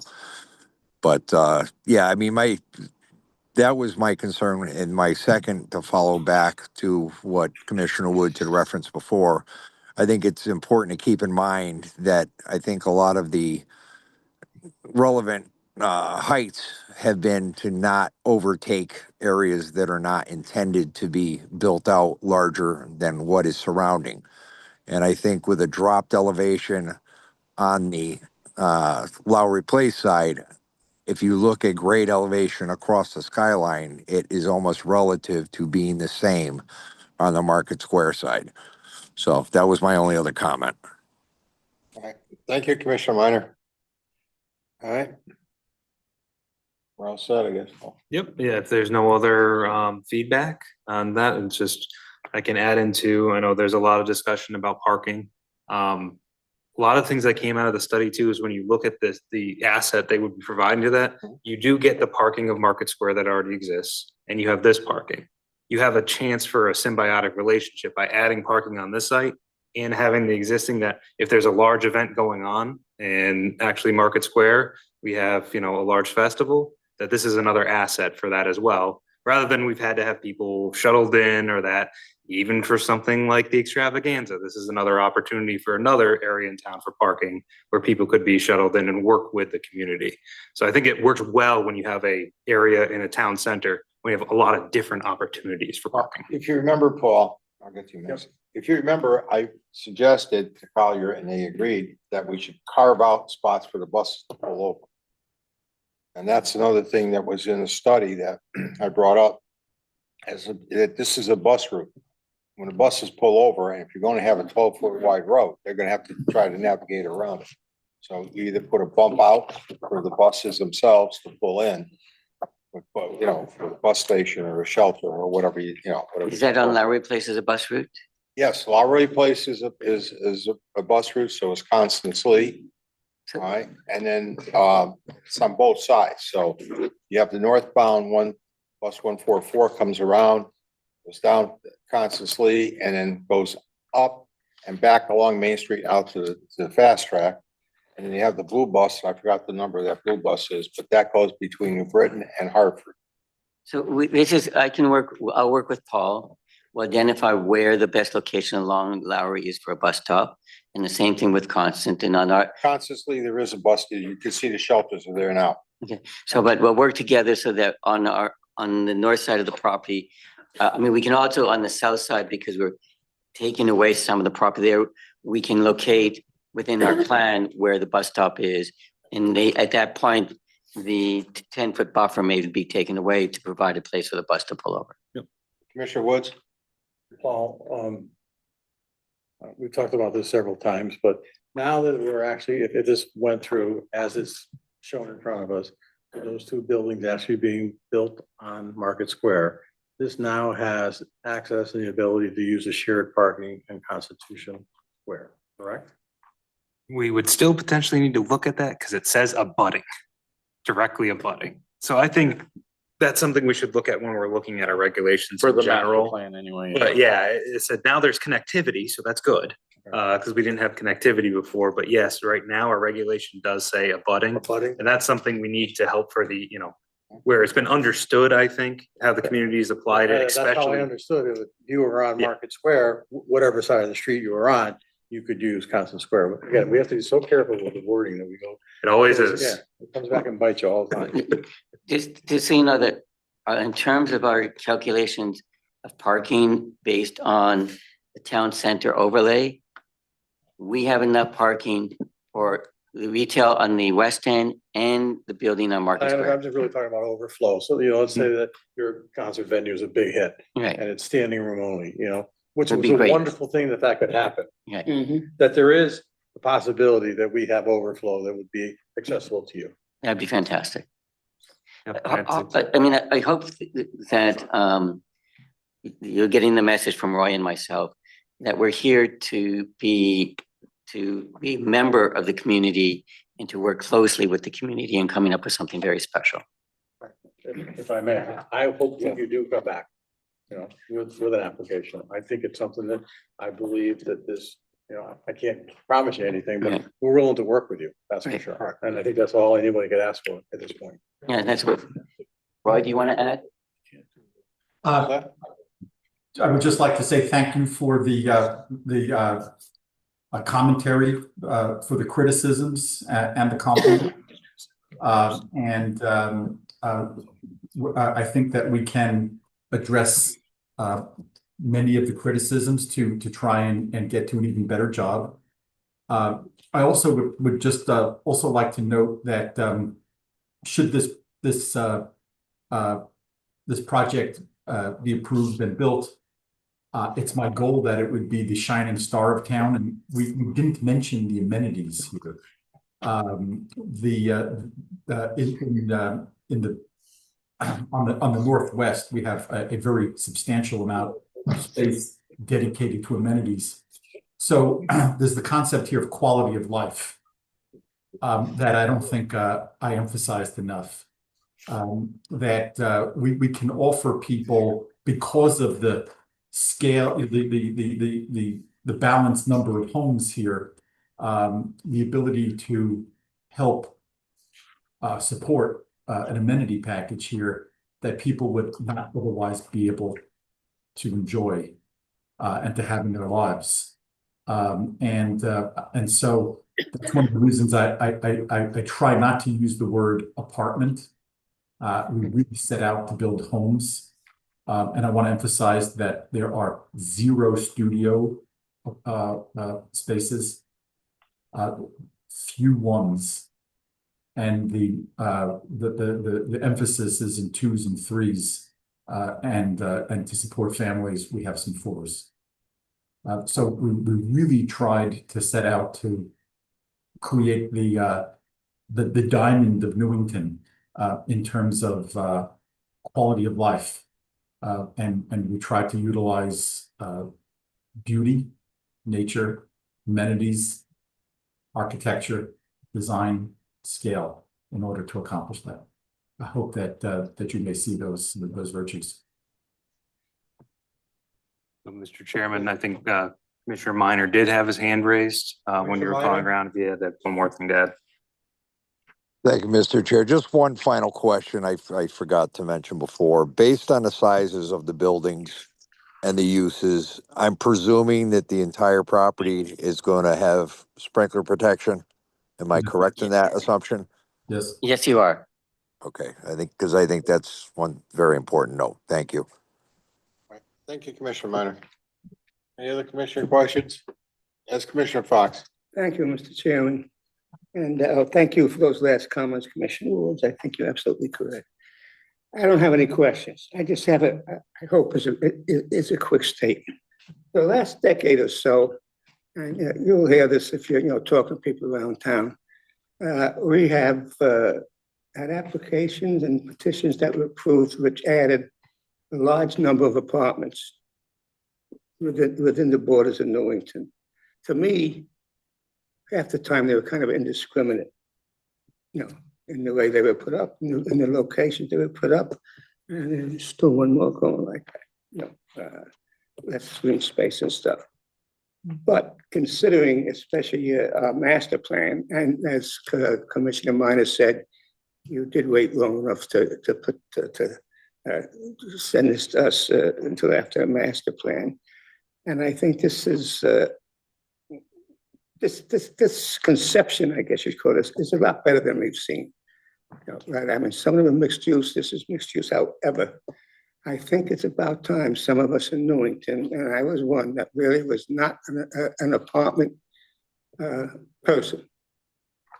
I was always very critical and looked into it before I approved or if I disapproved. But I think, as I think it was Commissioner Woods and Commissioner Minor and Mr. Stillman had said, if we're going to attract more people into Newington, younger people, and we do need younger people, people like me, or other people in the 80s or so, they're not coming to Newington, to them. But I think if we're going to attract those people, we're going to need this type of mixed use developments. And if it's done properly, and I think you will do it properly. It just sounds like you guys are pretty well attuned to what we want in Newington. Although it does almost make me feel like I'm back in Brooklyn. But, and so this could be, possibly, as I think, as Steve said, kind of the shining star of our center. And I hope you come back and we have a decent, more than a decent proposal. Thank you very much. Thank you. Are you familiar with Gramercy Park? Excuse me? Gramercy Park in New York City. Yes, I am. The green space here is 1.5 times the size of Gramercy Park. My daughter lived there. I'm aware. Yeah. So the garden here is 1.5 times the size of Gramercy Park. Just to give you a sense of scale. Thank you. Thank you. One thing with the train. This does move forward to an application. Obviously, it would be a public hearing, correct? Yes. So the public at that point would definitely have input on how they think of this project, if in fact they want to move this forward. This is just a really get to know each other and basically discuss what they're planning on doing. If they decide to move forward, the public is more than welcome. We encourage it. Come and talk to us through that process. Roy can supplement me. Roy and I's plan of this was, let's test the water, see how you people feel about it, get the initial comments so we can incorporate them into our design. And now that we've got this, we'll regroup. And then the next step is we'll start doing outreach and starting to reach out to the community and then set that. The other reason we want to do this meeting first, because then this is more informal. And then we can get your feedback before, because once we start the formal process, there's the more formal regulations associated with it. Very good. Thank you. You are going to get in touch with Paul for the fire chief. No, I've got 2 emails out to, I've got Jeffrey. We will make the meeting happen. I've already sent him I sent him an email. I got back on the weekend. I sent him an email Monday morning with Paul CC. I did one on Tuesday. I didn't do one today. All right. Just- Thank you. Thank you. Okay, next TPZ petition 26-5. You can do it actually, so Sorry? now that we're regrouping, I gotta move my papers in front of me. So this should be the Casadora one. Yes. Dora, yes. Yep, so, and I believe the applicant is able to share, their screen as well, and I'll actually stop my share. And kind of go into, so kind of as a reintroduction to the commission, this application has been presented to you before. It was previously, the applicant did come in, they presented kind of the questions specifically regarding the nonconformity, the pre-existing nonconformity of the front yard, the existing pavement. And as we know, this is part of an issue that arose on site that had to deal with parking. So when the site opened, again, to refresh the commission's memory, the site was granted a permit, a site plan modification, added outdoor dining. It wasn't necessarily outdoor dining that caused it, just the popularity of the restaurant and the level of service that they provide. And the spaces they needed exceeded what the site currently operated under the Petrucci site without issue. So the applicant, the owner, did clear some space on the side of the lot. The town did discuss it with them. They came in and applied. And so now I can report that they have officially received their wetland approval. They originally withdrew from the TPZ because they were denied their original wetland permit.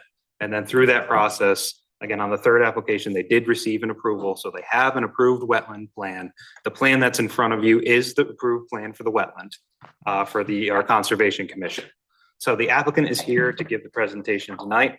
Again, this is primarily a site plan for a parking lot.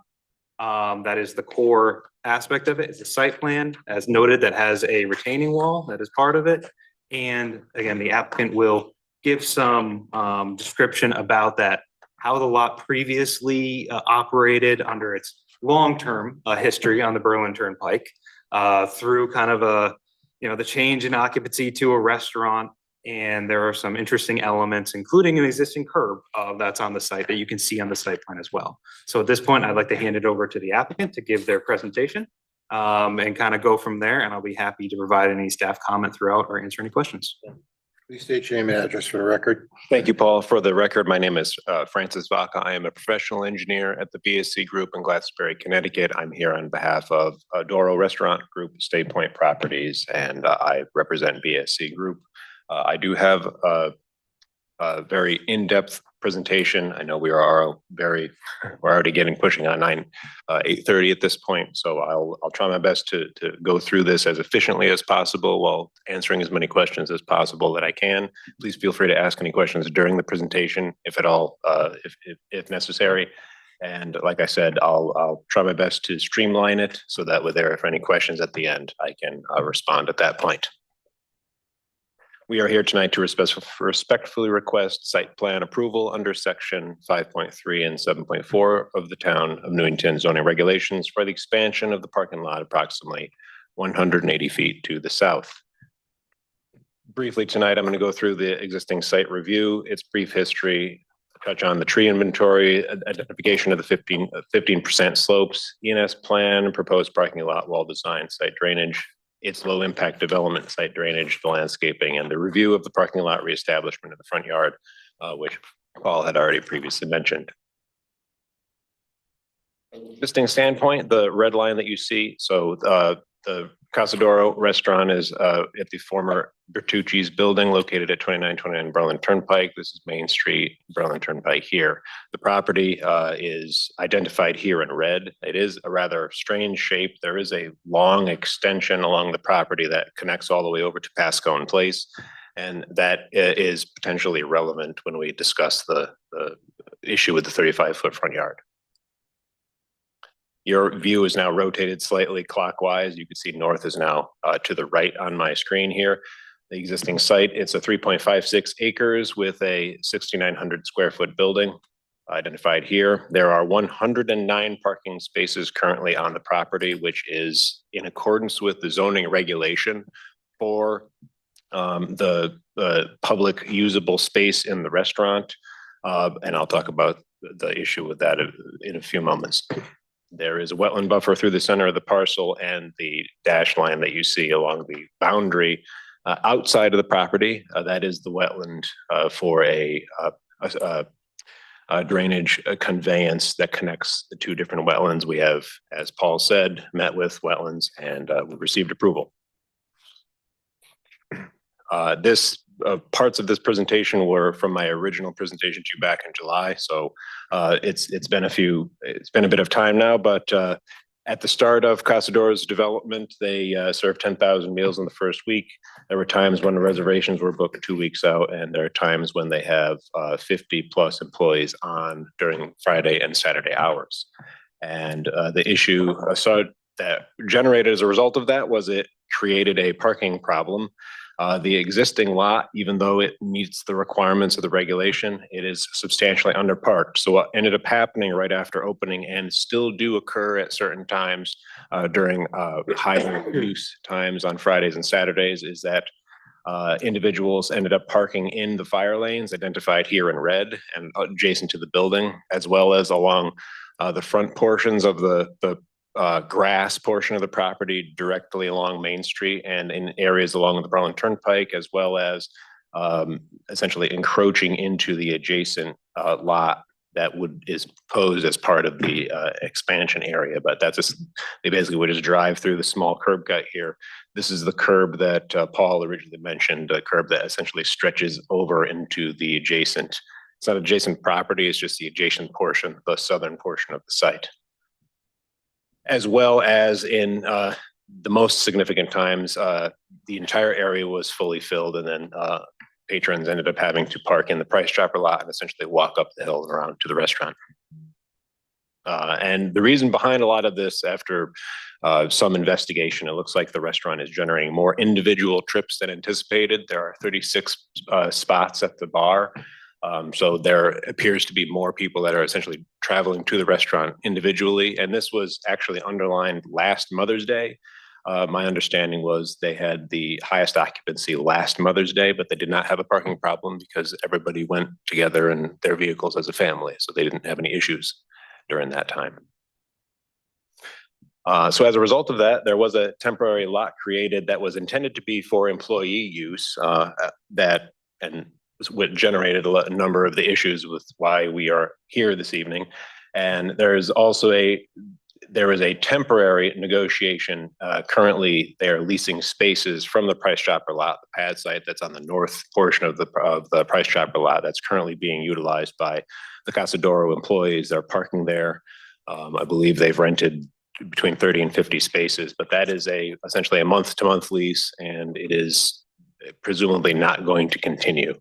So part of the request is to allow us to essentially bring the employees and the patrons to the restaurant directly. To get this quickly out of the way, tree inventory. This is in accordance with the regulations. We did inventory 53 trees that are 6 inches caliber or greater. They are identified in the plan set by the tree icons. They are identified. And then the gray area that you see along the boundaries of the site identify 15% slopes. I would like to state that the regulation associated with the special permit for 15% slopes specifically states 15% slopes and naturally occurring. Based on the history of this site and based on the information of the general area, this is not a naturally occurring site. It was constructed about 70 years ago. The original stream channel kind of ran along the adjacent to the Berlin Turnpike. This area was filled in. So as a result of that, this technically is not a special exception. It's simply just a site plan. From an erosion and sedimentation control perspective, this has been negotiated a number of times with the Wetland Commission, and the perimeter boundary control has been upgraded from, we had originally proposed wood chip berms. They've been upgraded to 18-inch coconut fiber coir logs identified here by these by this photo. The coir log is a much more substantial and much more impactful filtration mechanism that it's much more substantial, and it can, especially the 18-inch size, can accommodate a large amount of sedimentation, not as a means to like protect the wetland directly, but more as in the event of a large rainstorm that wasn't accounted for correctly, it has an oversized ability to protect the adjacent wetland, which is why it is posed, identified here in yellow around the entire perimeter. In the interior portions of the site, standard practices in accordance with the 2024 erosion guidelines will be satisfied. All the catch basins will have inlet protection and so on to ensure that there is no sedimentation exiting the site. Frank, you said 18-inch, the plan still says 12-inch. The plan change. Yes, the plan says 12-inch. It is upgraded, and this is a holdover from the original presentation, but yes, it has been corrected. Thank you.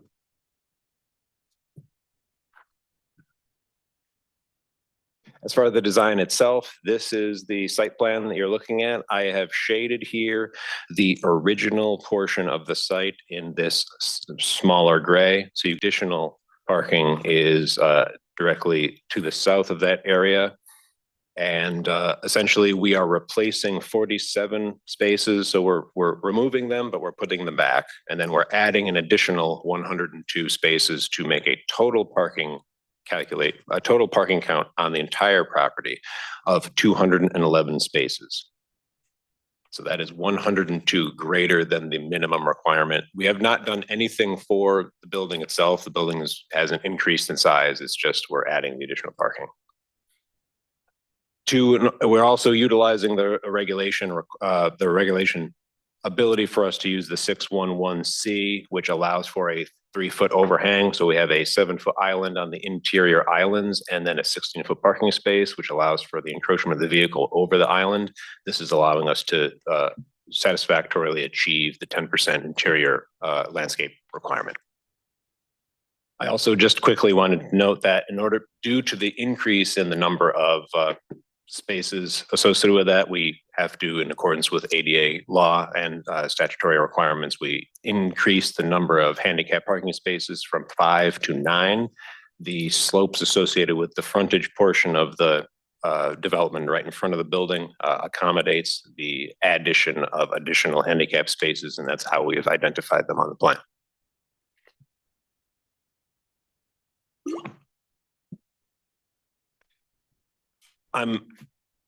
I've pointed out in this part the existing non-conforming parking areas because this directly relates to the 35-foot frontage portions. Actually, the top red area is actually a modification as a result of the non-conforming parking, which are the 7 spaces here. So we cannot increase any of the parking. I cannot increase any of the parking associated with the non-conforming areas. So I've essentially verbatim copied the parking on that side adjacent to the existing parking associated with the 1992 development plan for the Bertucci's. That resulted in slight modification to the parking adjacent to it. These are now full 18-foot spaces to be able to accommodate the 24-foot drive aisle. Bless you. And that's just how that's why the plan is slightly asymmetrical. And it's the only reasoning behind that. I also just want to point out that there is an existing non-conforming monument sign. The sign itself has not moved in location. It has been refaced, now has the Casa d'Oro emblem on it, but their sizing is exactly the same and it's considered existing and non-conforming. As far as in order to allow for the ability for us to add the number of spaces that we have proposed. We are proposing a retaining wall along the south and west sides of the property identified here in yellow. Just so everyone is clear on what is actually happening, that the top of the wall essentially is level. So when you're on the site itself and you're looking out, you're not going to see the wall. The wall is, it's a fill slope wall. So it starts at elevation 0 and then essentially follows the grade all the way down around to the highest point of the wall, which would be the lowest point of the adjacent grade at approximately 11 feet around this location. And then it transitions back up following the existing slope back to 0. So from the property itself, it just looks like a parking lot area. And from the rear, essentially, this starts at 0 and then will slowly progress down and then back up. This is an example of the highest point of the wall, or actually the point where the most vertical differential between the wall. It is a modular, it's proposed as modular block. We do not have the final design of the wall at this point. That will come later, but essentially some type of modular installed retaining wall identified. You could see by this individual blocks here. The benefit of this type of installation is there is very little disturbance associated directly in front of the wall. So this circle identifies the choir log and then the vegetation adjacent to the wetland limit. And that is essentially at the closest point towards the wetland. So essentially you can see where the parking itself is installed above. This is the existing grade line here. From a site drainage and low impact development, this is where, and please stop me if I start to get verbose because I love this type of stuff as an engineer. But anyway, we're not using the typical type of drainage. We're not doing catch basins and pipes and underground. Well, we're doing underground detention, but it's not the usual thing you used to see. In this case, we are proposing a sheet flow and bioretention area treatment design, and I'll talk about all of that in a few moments. So essentially, all of the site is graded to allow all of the drainage to essentially run directly into these two islands. These islands will be treated differently from the other islands in the development. They're essentially going to be depressed, and they are going to catch all of the water. So there's no additional catch basins or pipes or anything like that. All the water flows directly to those. That provides the water quality treatment and then basically runs down through the soil and into the purple area here, which is identified as the underground detention area. So all of the flow for all of the proposed new development, the majority of the new development, essentially from this island chain over, is all directed directly to those. So there is no additional water management structures in addition, beside that. And then one other unique item that we are using, it's called a zero velocity overflow outlet structure. So typically when you see, all of your drainage comes from your detention, it exits your pipe, and then it shoots out the pipe, and you have to, protect the slope to ensure that you're not going to have all of the, blow out the slope in the event of a high flow storm.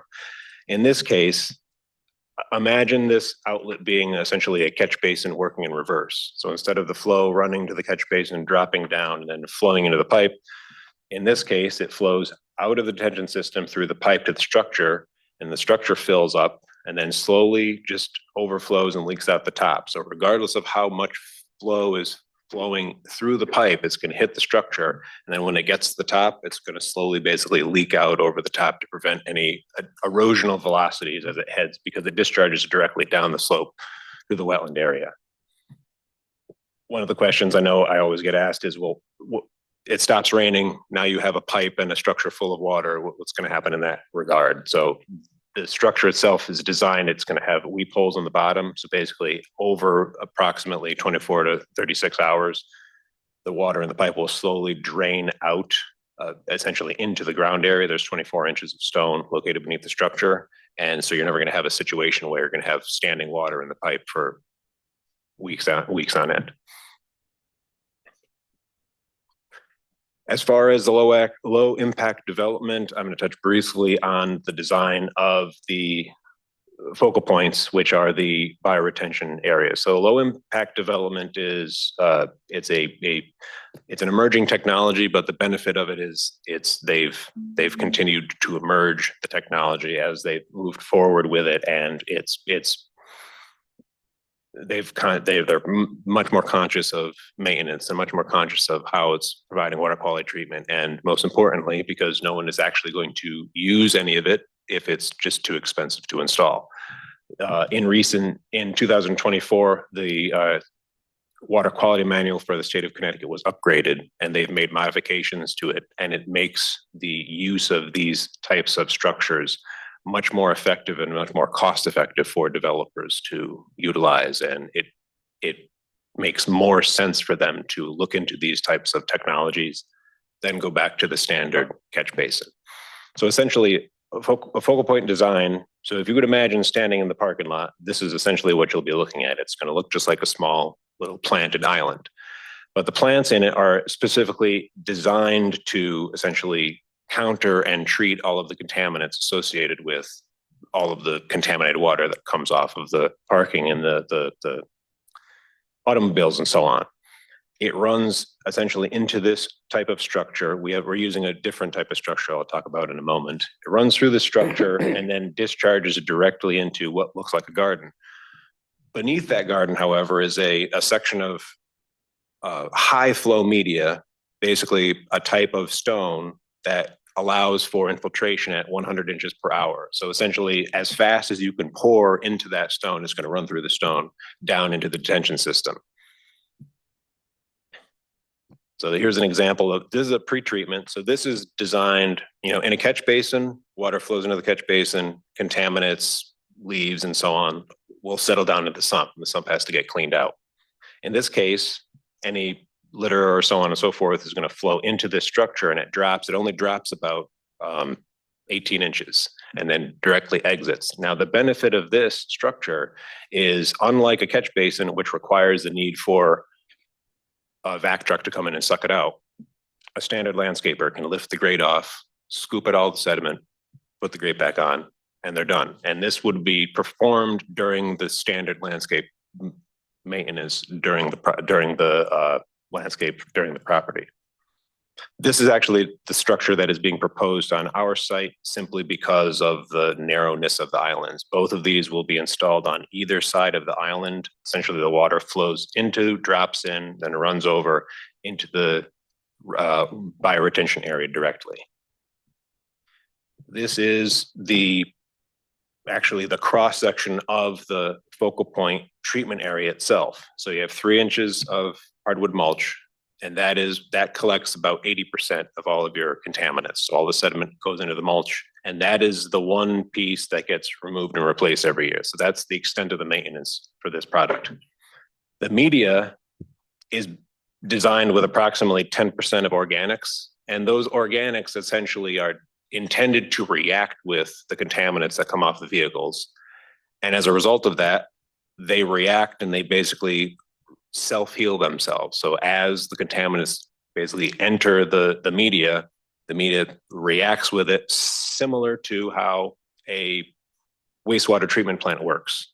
So it's essentially a small version of that, and it continuously heals itself. So the maintenance associated with the media portion of this is 10 to 15 years.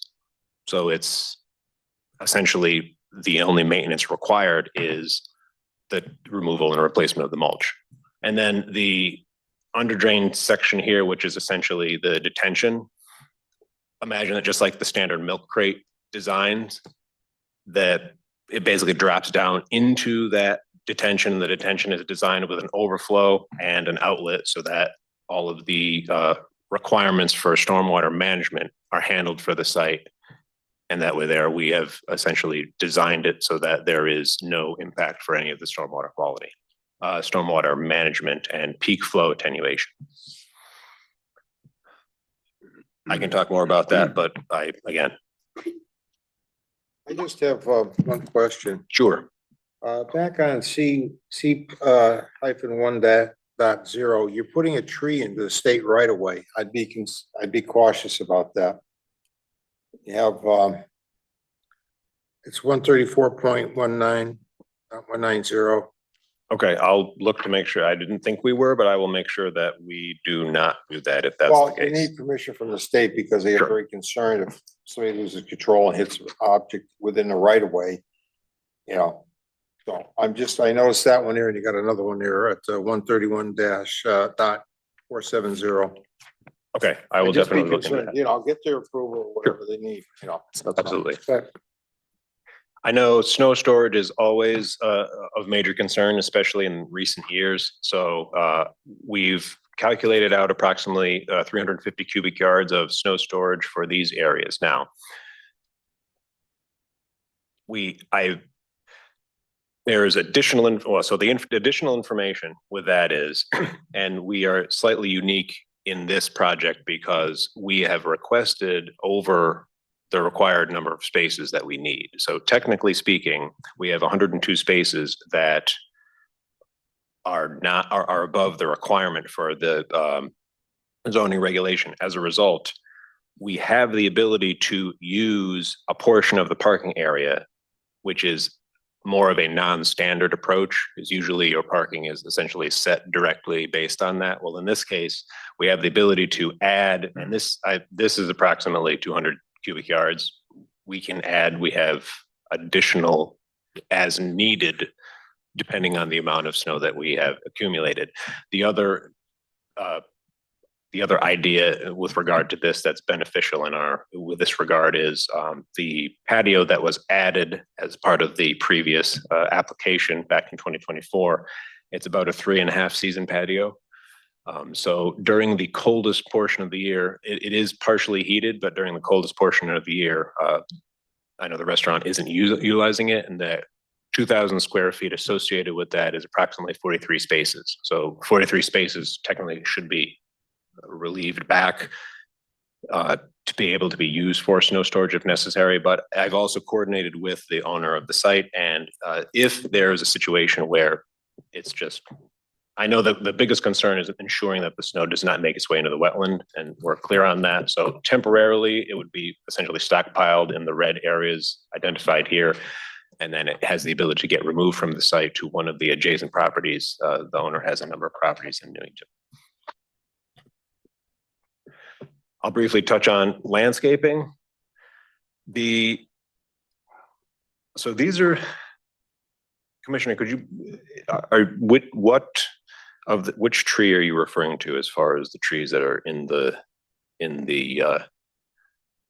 right of way? I think I could probably provide some illumination on it. I think this is likely the ones that were out front of the sign. Oh, And this okay. is the really long history on the site of actually when I first started here of when the owner bought this property. A lot of those trees were cleared out. Those are trees that were actually, a lot of them that were in front of the sign. Okay. But those are not proposed as part of this. And yes, the original Bertucci's plans did have trees within the right of way. So, yeah, I think that there's no new trees proposed. It looks like in what's kind of pointed out by Mr. Vaca here is that all the new proposed plantings are all within the property. According to what this says here, Paul, I'm just looking at it here. It says 134.190 calorie pair, 7-inch base. That's the existing. This is existing, you're saying? But they're not planting a 7-inch tree, I could tell you that. Okay. They're going for 2.5 inches. Oh, okay. Yep, I was think my that's question. probably the inventory of what was there. Yes. Yes, that's, yeah, when you're looking at the 134.190, that is an inventory of existing trees. Okay, that's all I was questioning. No problem. We're proposing these trees as a replacement for the 25 trees that ended up getting removed as a part of the development. We also have portions of, obviously I've spoken briefly about the focal point areas. Those will be planted with wetland plantings, essentially to treat the water, but the area in green here that I've identified, we are proposing that to be a wildflower type mix, more for a pollinator habitat, also for a low mow potential. So it's not, you're not going to have to mow it every week like a standard lawn type of mix. And then I also, as part of the negotiation with the Wetland Commission, let me go back one. So the rear portion of the wall, at the very base of the wall, we are proposing, initially, once the wall gets installed, we're proposing an erosion control seed mix, which is a mix that's going to germinate very quickly to stabilize any of the bare soils. And then subsequent to that, we're going to do what is called live staking. So we're essentially using willow and dogwood live stakes, which are two species, which I'm sure Commissioner Woods are quite aware of, that essentially if you plant a stick, it will essentially germinate itself. So these get placed 2 to 3 feet apart, and essentially our hope is that this picture is what it will ultimately look like very quickly for a reestablishment of the ground cover and substantial vegetation story in that area. Additionally, the purpose behind that is to try to counter some of the invasive species in the area. There is prevalence of invasives in that area, and our intent behind doing this is try to put as much pressure on those invasives as possible with a fast growing germinating versus putting actual planted plants down there, something that's going to stabilize and reestablish very quickly. Thank you for bearing with me so far on this.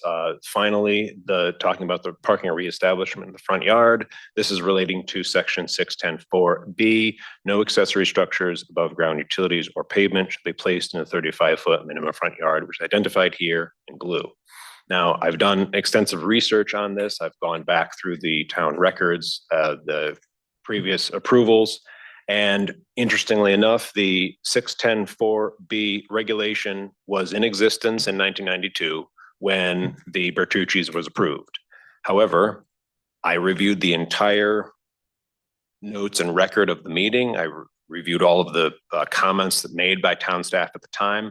There was not one mention of the 610-4B regulation. And as you can see through the location of the darker line here, the parking area for Bertucci's for that earlier development was essentially placed directly within the 35-foot front yard, which is making the existing portion of the property non-conforming.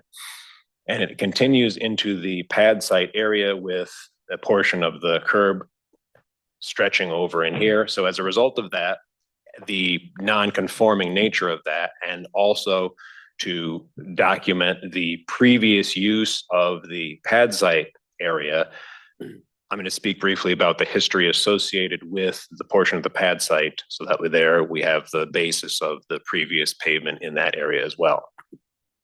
These are historic photos of the area. Please bear with me, they're historic. This is Main Street, Berlin Turnpike. This is essentially the boundary of our property here. That was the historic Mortensen Dairy. And then I know it's hard to judge, but there's a house here, and then there's a Shell gas station. And then the front portion of this property is all pavement area. This is another photo that represents that this is the house. This is looking up, I should say, no, I'm sorry, looking south down the Berlin Turnpike.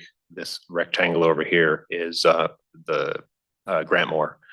And this again these are the gas station pumps and the paved area in front of the Shell. I have an additional photo clarifying this. Mortensen Dairy, the house is over here, and then this is the front portion of the Shell. And again, additional pavement, and I think this is probably the clearest photo, which happens to be located in Mortensen Dairy, right on the wall, so I took a photo of that. And to better clarify the pavement area, I've identified it here in red. So there's 4 curb cuts associated with the property directly onto the Berlin Turnpike, identified here, as I said, in red. And then this entire frontage area here was all pavement at one time. As a result of that, what we are essentially proposing is I've basically transferred, to the best of my ability, the information from those photos and the information from the historic records of the pavement that was located along the frontage portion of the property here in red, which essentially translates to approximately 12,200 square feet of paved area. The portion that is associated with the 35-foot front yard is identified here at this dividing line where my cursor is. So this is technically the part that is relevant to this discussion. What I did, and if you could judge by essentially I removed 2 parking spaces and I adjusted some of the location of the spaces, in this case, to ensure that we are not increasing any pavement associated with the 35-foot front yard, so that it's only associated with the non-conforming use. The blue here is identified as that replacement area of pavement within the 35 front yard. We can't count the driveway access due to access from the DOT and for the fire department. It's not part of the calculation for that. So in total, we are technically replacing we're replacing 3,674 square feet of the non-conforming portion of the pavement that historically was there as a result of the most previous development. That was essentially, thank you again. And again, we respectfully request the approval of the site plan. I know I tried to go through that as efficiently as possible. If I wasn't clear on anything, please, by all means, ask any questions and I'll try my best to answer any of them. Thank you, Commissioner Harpy. Thank you, Mr. Chairman. The items that you just ran through for us, are they consistent with the May 11th letter that you issued? Yes, I can say from the staff, so we issued the May 11th letter. What the commission has in front of them is both the letter that I sent to Mr. Vaca along with his response today. And staff did go through with that, so we briefly reviewed the response today. You know, we got it, what I talked about it with the town engineer, the assistant town engineer, Eric looked at it, I looked at it, Charlie looked at it. So trying to, work with the applicant and look at it. I think a lot of the items have potentially been addressed. We do want to kind of button them up. But I think the comments we had are based upon the plans we have here. There are no new updates yet. We haven't received any new plans yet. The applicant is working on those and we have discussed it with him. But yes, I think, these are our comments. I did speak with the town engineer as well. Basically asking, is there anything on this list in the response from the applicant that would give you hesitation for this application being approved? The answer I got was no. So I think there's a lot of items here that we're gonna work together on. There's some small things for clarification. The one item that changed a little bit is just a little bit of the focal point, because it's another, I should like to share a comment from the town engineer of this system is heads and shoulders above a lot of other systems that are out there. It is something that is a newer approach. It is a far, more detailed approach to stormwater. And he hopes to actually use it as a best management practice. And look, so this is a good opportunity for us to see kind of a next gen technology for stormwater management and something that is not normally put into any of the things we have here. We're seeing schools start to use it now. Yeah. So I think it is a good product. This plan has been vetted very thoroughly through the Conservation Commission. Yes. So the plantings, the erosion control plan, the construction management plan, a lot of those elements are solid and are there. The ones that staff would normally ask about, how is this getting constructed? Where's the fill? How is all that done? That's been vetted through the Conservation Commission. Because a lot of this area was within the upland review area and through that pre-application process. So, yep, it is the plans you have that you received, the comments that we have are to those plans and spoke to those. So that's, if the commission is inclined to improve it and finds that everything is met, that would be a staff recommendation that the applicant would have to satisfy those. And I'd actually like to, I think, Mr. Vaca, if you can speak for the applicant, if you've talked to him about those, but if you have any issues with those comments. We have no issues with the comments. You feel you can accomplish those issues? Yes, there is nothing of major consequence in the comments. A lot of it was just random, just misdraw, miscues or anything like that. I don't have any issue with any of the comments from any town staff. I'm satisfied that the company has made every effort to do what they said they would do, so we appreciate your position and help on that. Thank you, Mr. Chairman. And the only thing I'd like to add, sorry to butt in on that one, and we were just discussing briefly, is the one thing that we'd have to look at is just to check the maintenance for the detention system. The maintenance schedule. The maintenance schedule, I believe that is either on there or would be updated. I remember we were talking with the town engineer about that briefly. The one thing I'll add, because I know you had mentioned about the focal points and the new technology. I'd like to clarify for the record, it's new technology to the state of Connecticut. This has been in use in Massachusetts, Vermont, and Maine for a number of years. Again, as I go back to what I had said in my presentation, one of the main reasons why it has not been adopted in Connecticut as often is because the way the regulations had been written prior to 2024, there was no incentive to utilize any of these products. So as a result of that, they said, well, why am I going to spend the money to do this if I can just use catch basin? Right. So the regulation changes have essentially made it substantially more beneficial to use products such as this. As a result, and during that time actually has been beneficial for the industry and for developers, because during that time frame, a lot of the growing pains of these low impact development products have kind of worked the kinks out. This is the focal point is an example of one of those. And one thing I will add, again, additionally for the record, is it's one of the only systems I am aware of that the company will guarantee the system will continue to work. They are involved in the installation of the system, and as part of their maintenance plan, they are involved and will essentially guarantee that the system will continue to work. I believe their guarantee is for up to 10 years, I believe, which I don't know of any. I can very easily design a bioretention system as an engineer based on the way the water quality manual is written. I cannot guarantee it after it gets installed that it's going to continue to work next year or the year after that. I can follow the rules, but I can't provide any type of guarantee. And they do offer that as part of their system design. Thank you. Commissioner Fox? Any questions? No, thank you. Commissioner Davis? No questions, but you're just very thorough. And appreciate the business that Casadora brings to the meeting. Commissioner Gill? Two questions. The guardrails, are those all steel? They are, yes, they are proposed. I believe that on the detail, they're either steel or they're timber, but they would probably be steel reinforced timber. But I would have to go back to look. Say that again. All pressure treated. Pressure treated. It would be if they're identified as pressure treated, our standard detail for that, or the standard design that would be proposed with that, would have steel reinforcement. So, and you're not going to drive straight through it and off the wall. That's not what it will be able to. It is intended to be used for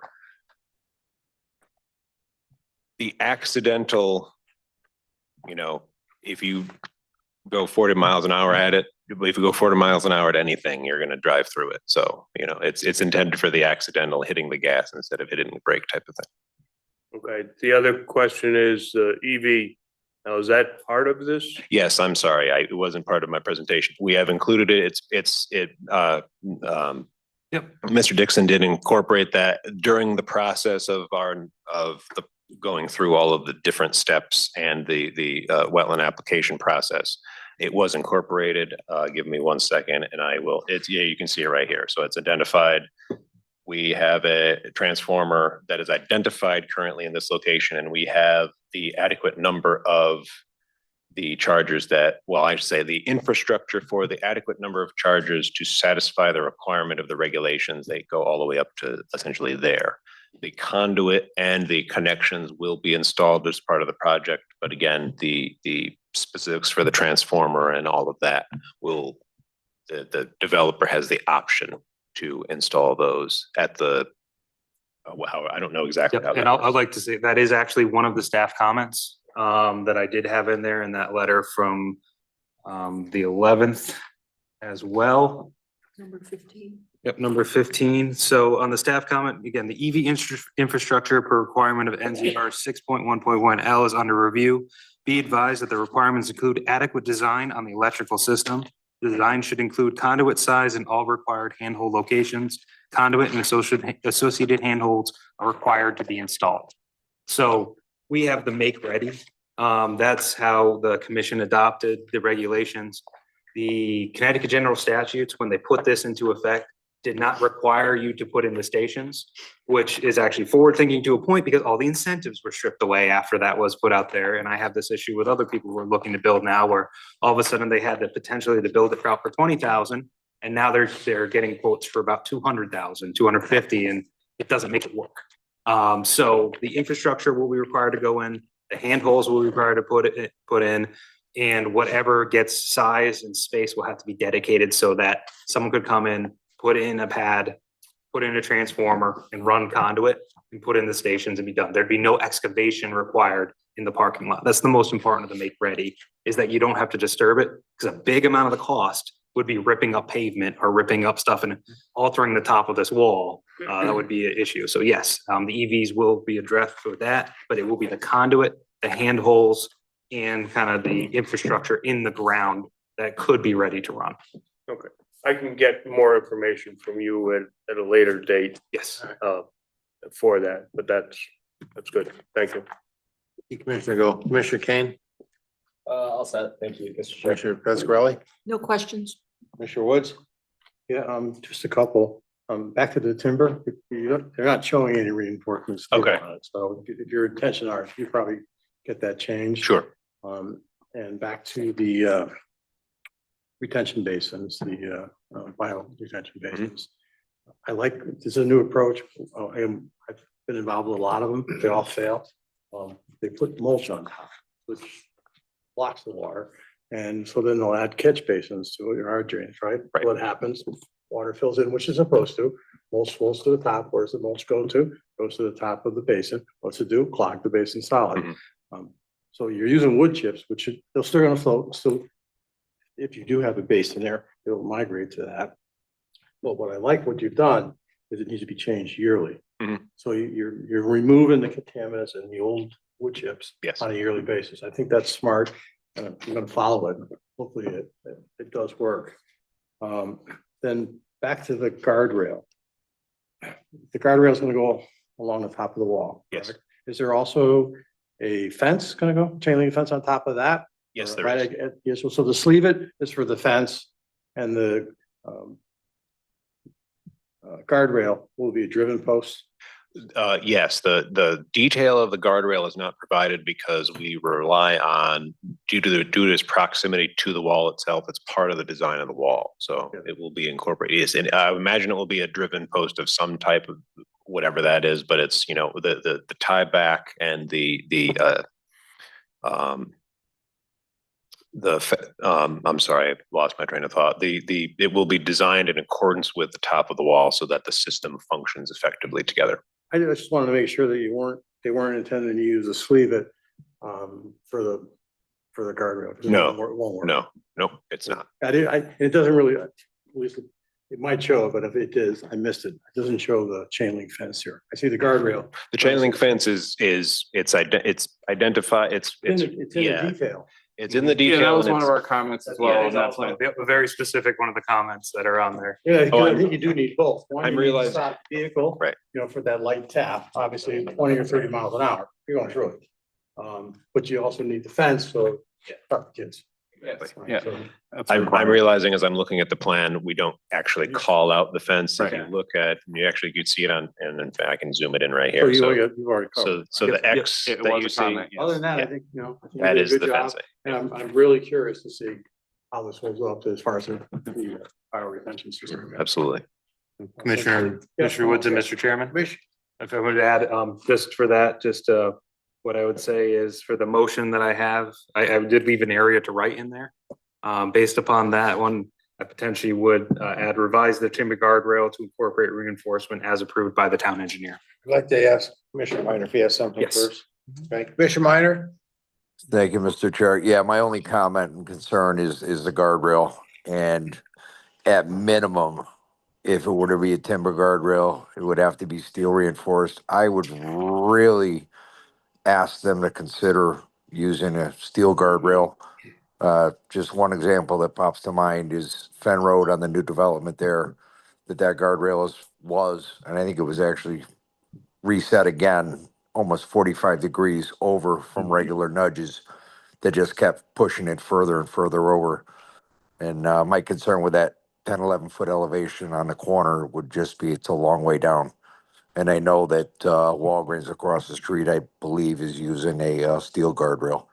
But that would be my only comment. Everything else, I think, is is great. I'm interested to see how this biostorm water system works as well. I just confirmed with the owner, they Thank have you, no, Commissioner Minor. they have no issue with the steel guardrail. Yeah, I think just some safety, I think that makes sense, but that's my only comment. Thank you, sir. My comment is, I think it's well done. The guardrail question has been answered, which was my question. With that, Paul? Yep, again, it's for the commission to have a motion. You can either look at that, the draft motion, which is address all comments from town staff in the letter dated May 11th, 2026. And again, in that area, you may wish to add a second one that is, it might even be revise the timber guardrail to either into corporate reinforcements or revise the timber guardrail to be a steel reinforced guide rail as per. Yeah, I wrote at steel reinforced guardrail. Yeah. However you guys want it, yes, and the town engineer will review it and approve it. Yeah, Okay. I think what we want to be careful too, because I think Mr. Vaca is correct, because it's so close to the wall. That engineer is going to have to be involved in what actually is installed there. So I think we need to let them choose the right material. Yep, that actually goes into the wall. As long, I'm satisfied as long as we have, it's like, I think they refer to it as the Cape Cod. Right. Guardrail, right? So it's, you know, you look at it, it's wood, but then there's a piece of galvanized steel behind it. Right. Of course. Yeah. Okay, with that, I'll entertain a motion. Yeah, I just have one more question for Mr. Sure. Vaca. If I don't see it here. Again, it says events ferries. So I was gonna put 4-foot chain link fence. Is that okay with you? Okay with staff? I believe I clarified in the letter that that it is. I believe it's intended to be- Oh, you know what? I I think by apologize. the regulation it has to be 6. 6. Six, that's fine. Six on top of the I- retaining wall. If, whatever the regulation would be, that's fine. I'm gonna put 6. Sure. Okay. So, petition PPZ dash 26-5 sub-plan for parking lot extension with the associated site drainage and retaining wall at 2929 Berlin Turnpike in the PD Plan Development Zone. Applicant of Berlin Turnpike 2929 LLC. Contact Frank Baca, PE owner, Berlin Turnpike 2929 LLC. Move to approve petition TPC 26-5 for site plan for parking lot extension with associated site drainage and retaining wall at 2929 Berlin Turnpike with the following conditions. 1, add steel reinforced guardrail or as recommended by wall designer, engineer. Okay.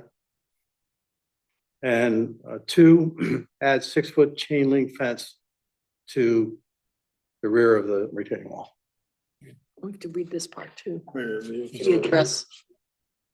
Read the, 1, sorry, address all comments from town staff in the letter dated May 11th. Thank you, 2026. It's like 3 pages. All right. I read the first part. I read the 3 words, add additional comments, which I thought were mine.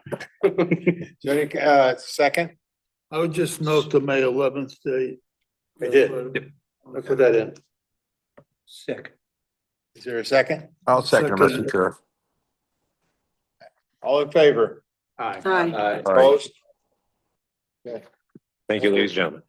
You didn't age a day, Mr. Baca, from the start of it. 1 year later. Learned a lot on this one. Okay. Next is EPZ 26-7. Yeah.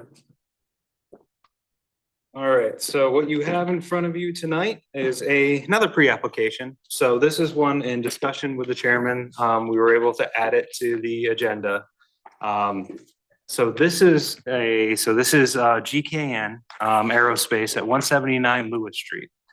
What they're looking to do at the property is, as part of their new manufacturing process, they need to install an argon tank. In our regulations, we permit accessory structures to be larger than the 15 feet by special permit, provided, again, that they're in the PD or in industrial zones, in that they provide basically a special use that's specific to this use. Again, staff looks at an argon tank for something that requires an argon welding laser to build, 3D, basically printed components with additive manufacturing. That makes sense. So what they're in front of you today is they have a couple questions.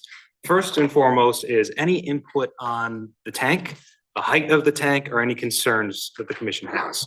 The second item is kind of a determination that staff does agree, but we just want to make sure we run it past you, that what the front of this building is. It is one of these rear lots where you have a front of a building, but technically between this building and the property in front of it is where it was approved with overhead doors, where it was approved with the yard area, so that we would consider that the side, and therefore you would be allowed to put this accessory structure in the side.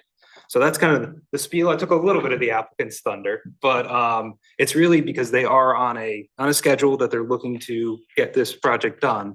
And that we really would like to get your input that if you are okay with the height, if you're okay with moving forward, that they would file a special permit tomorrow or Friday to get onto the June 10th agenda for a hearing, or if you have any other concerns kind of going forward. So kind of give a broad spiel, but feel free to take it away. Yeah, thank you, Paul. Chris Raynone, I represent GKN Aerospace in Newington at 179 Lewis Street.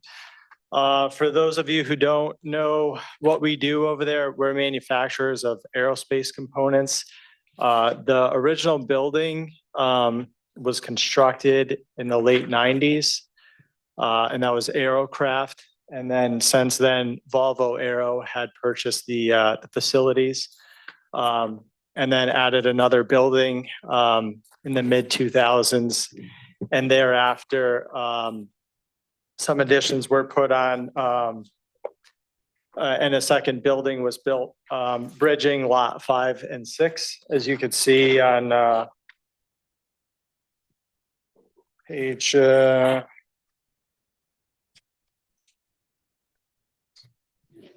Loaded up. Or you got whatever needs to have the. Okay, you got a one. Okay.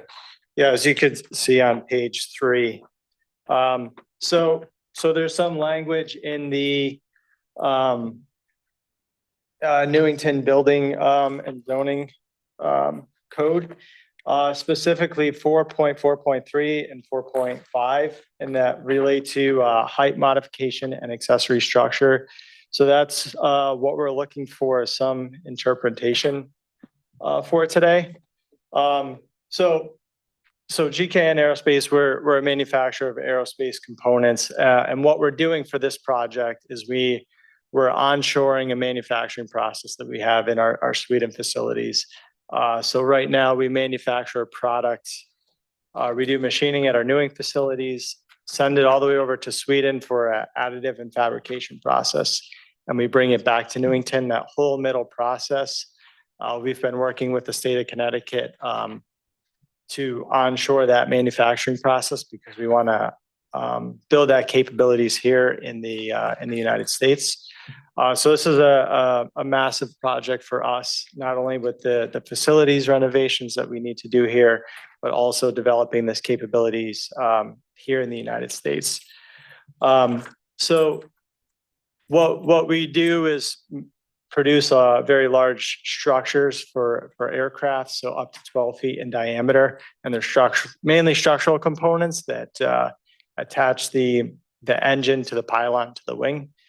So you can imagine we have very large, what we call forgings or raw material that we need to move around the lot and the facilities, which makes it kind of challenging as to where we can place this component in our facilities and our lot here. So we've really narrowed it down to a specific location in which we feel is the best location to install this tank, which will supply argon gas to our manufacturing process.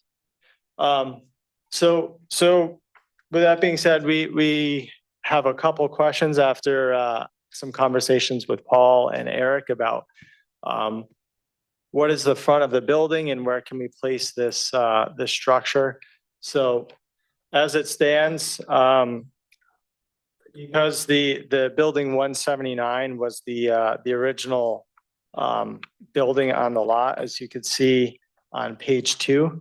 That's circa 2004. So that's the, as you can see there, that's the main entrance coming in. And then that building right there is building 179. So that in fact is the primary structure and primary building on that lot. It's completely encompassed within the boundaries of the lot. And what's interesting is you could see I think Paul on page 5, I believe, if you scroll down a little bit. Next page, I believe. Where he has the line drawn, I believe. Yes, this one. So if you look at this drawing, you can see that what I can interpret is that they placed the building in such an orientation that where they could maximize the footprint of the building based on the boundaries. So you could see the rear boundaries, and they essentially nested the building in there. What's interesting is that now that the building is located on roughly 30-40 degree angle relative to the road, it's not clear what exactly is the front of the building, because typically a building would be aligned to the road. In this case, it's not. So what we're looking for is clear interpretation from the town of Newington as to what the front of the building is.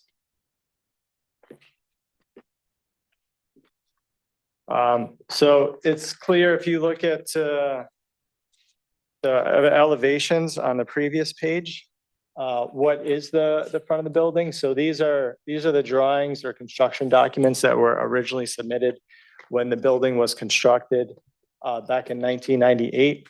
So you could see the westerly view is clearly the front of the building. That's the main entrance. That's the vestibule. And then the northern side is actually where all the loading docks are located, and that's actually the side facing the road. So that's number one. We want to clarify from the town that you agree that in fact is the front of the building. Yep. So again, staff, we've seen some that's interesting on this. When I originally came to the town, actually they came for a variance. It was pretty much within first month probably I was here or two. That when it went, there was a question whether it was the front, based upon how we reviewed other items, how we looked at the signage for the swim school, the concepts of how things are developed interestingly on lots and this historical stuff. I would agree that that's the side of the building, because the town would not have, necessarily approved overhead doors on the front of a building, the way this is oriented. So if the commission feels that way, because it's going to come in front of you for that issue of that, if you see this, the way it's developed as the side of the building, that they can move forward. Otherwise, it would be a variance territory of calling it the front, but we already have loading over there, you have storage over there. There was historic areas where the actual pavement was increased in size. They have commercial driveways up to those. Yeah, commercial driveways up the side. So we really view that as the side, but there's always kind of a question. I think the commission has been leaning towards that one, but I don't want to start generating, policy for you. And the reason is they want to put the argon tank on this side of the building. On the side. Yes. Yeah. So that's issue one, and then. Yeah, so section 4.5 of the code says the accessory building shall be located only to the rear or side of the principal building. So I think we could agree that at least that's the principal building. It was the first building that was constructed on the lot. So really the question is the interpretation of the front of the building versus the side due to the orientation of the building on the lot. Mr. Chairman, Yes. I might add. Commissioner Harpy. I toured your facility back in October of 2025. Yes, I remember meeting Got a you. nice tour. How are you? It's a beautiful facility, state of the art, very well educated, both from schooling and experience in what you guys do. You bring a lot as a team asset.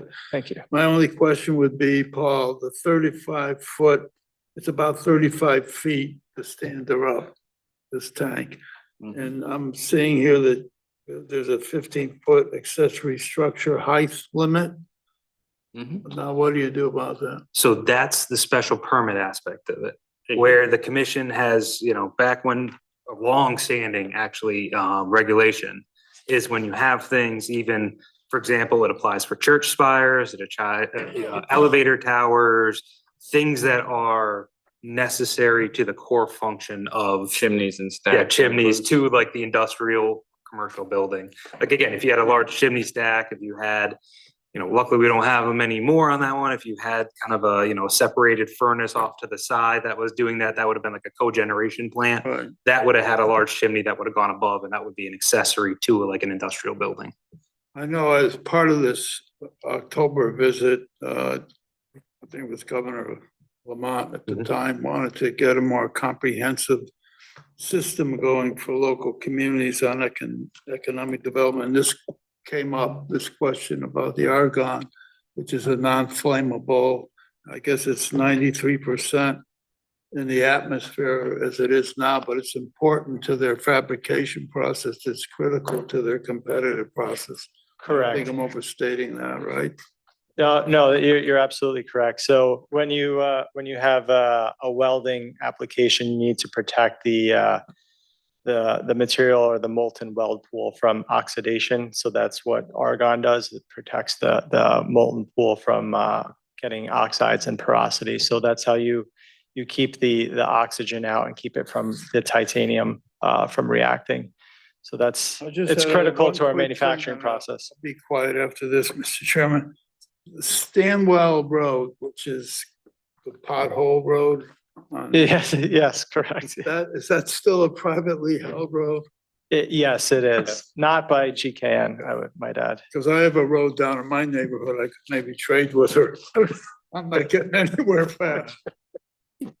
So just for the commission's information too, I brought this up for you to just kind of see, this is Lewis Street here. You have the main entrance that comes in. Again, this is north, this is south. And you have the front of this building where you have the main parking, all of the landscaping, everything is kind of oriented towards that. And this is the area that we're kind of talking about over to the side of the building. Where again, we're right here. You saw the historic thing where the facade stopped, right where that parking area was. And you have all of your loading bay and everything over here. So that's the concept again, where, again, I do not want to create policy. However, this to me is a side of a building. They want to put the tank where all those like round structures Right are? about, yep. And we have other pictures we can show on that rendering, but it is pretty close to where this grouping is right now that I'm kind of circling around. Correct, yeah. So that's temporary staging of raw material as it comes in unloaded from trucks before we bring it into the building. And they do propose the argon tank will meet the setback requirements. It's just the height that will be for the special permit. Yep. And again, they do point out too, and I can show it on this one, there is another tank located. Again, it's not atypical for this district because this district does have a lot of, those quasi-industrial and industrial uses in the PD zone. That is our PD zone. It is a strong business zone.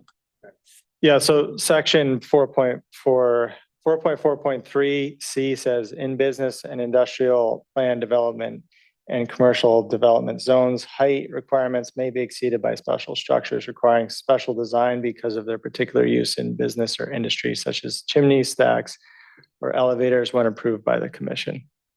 So that's the special permit aspect that they would apply for. Okay. Commissioner King, did you have something?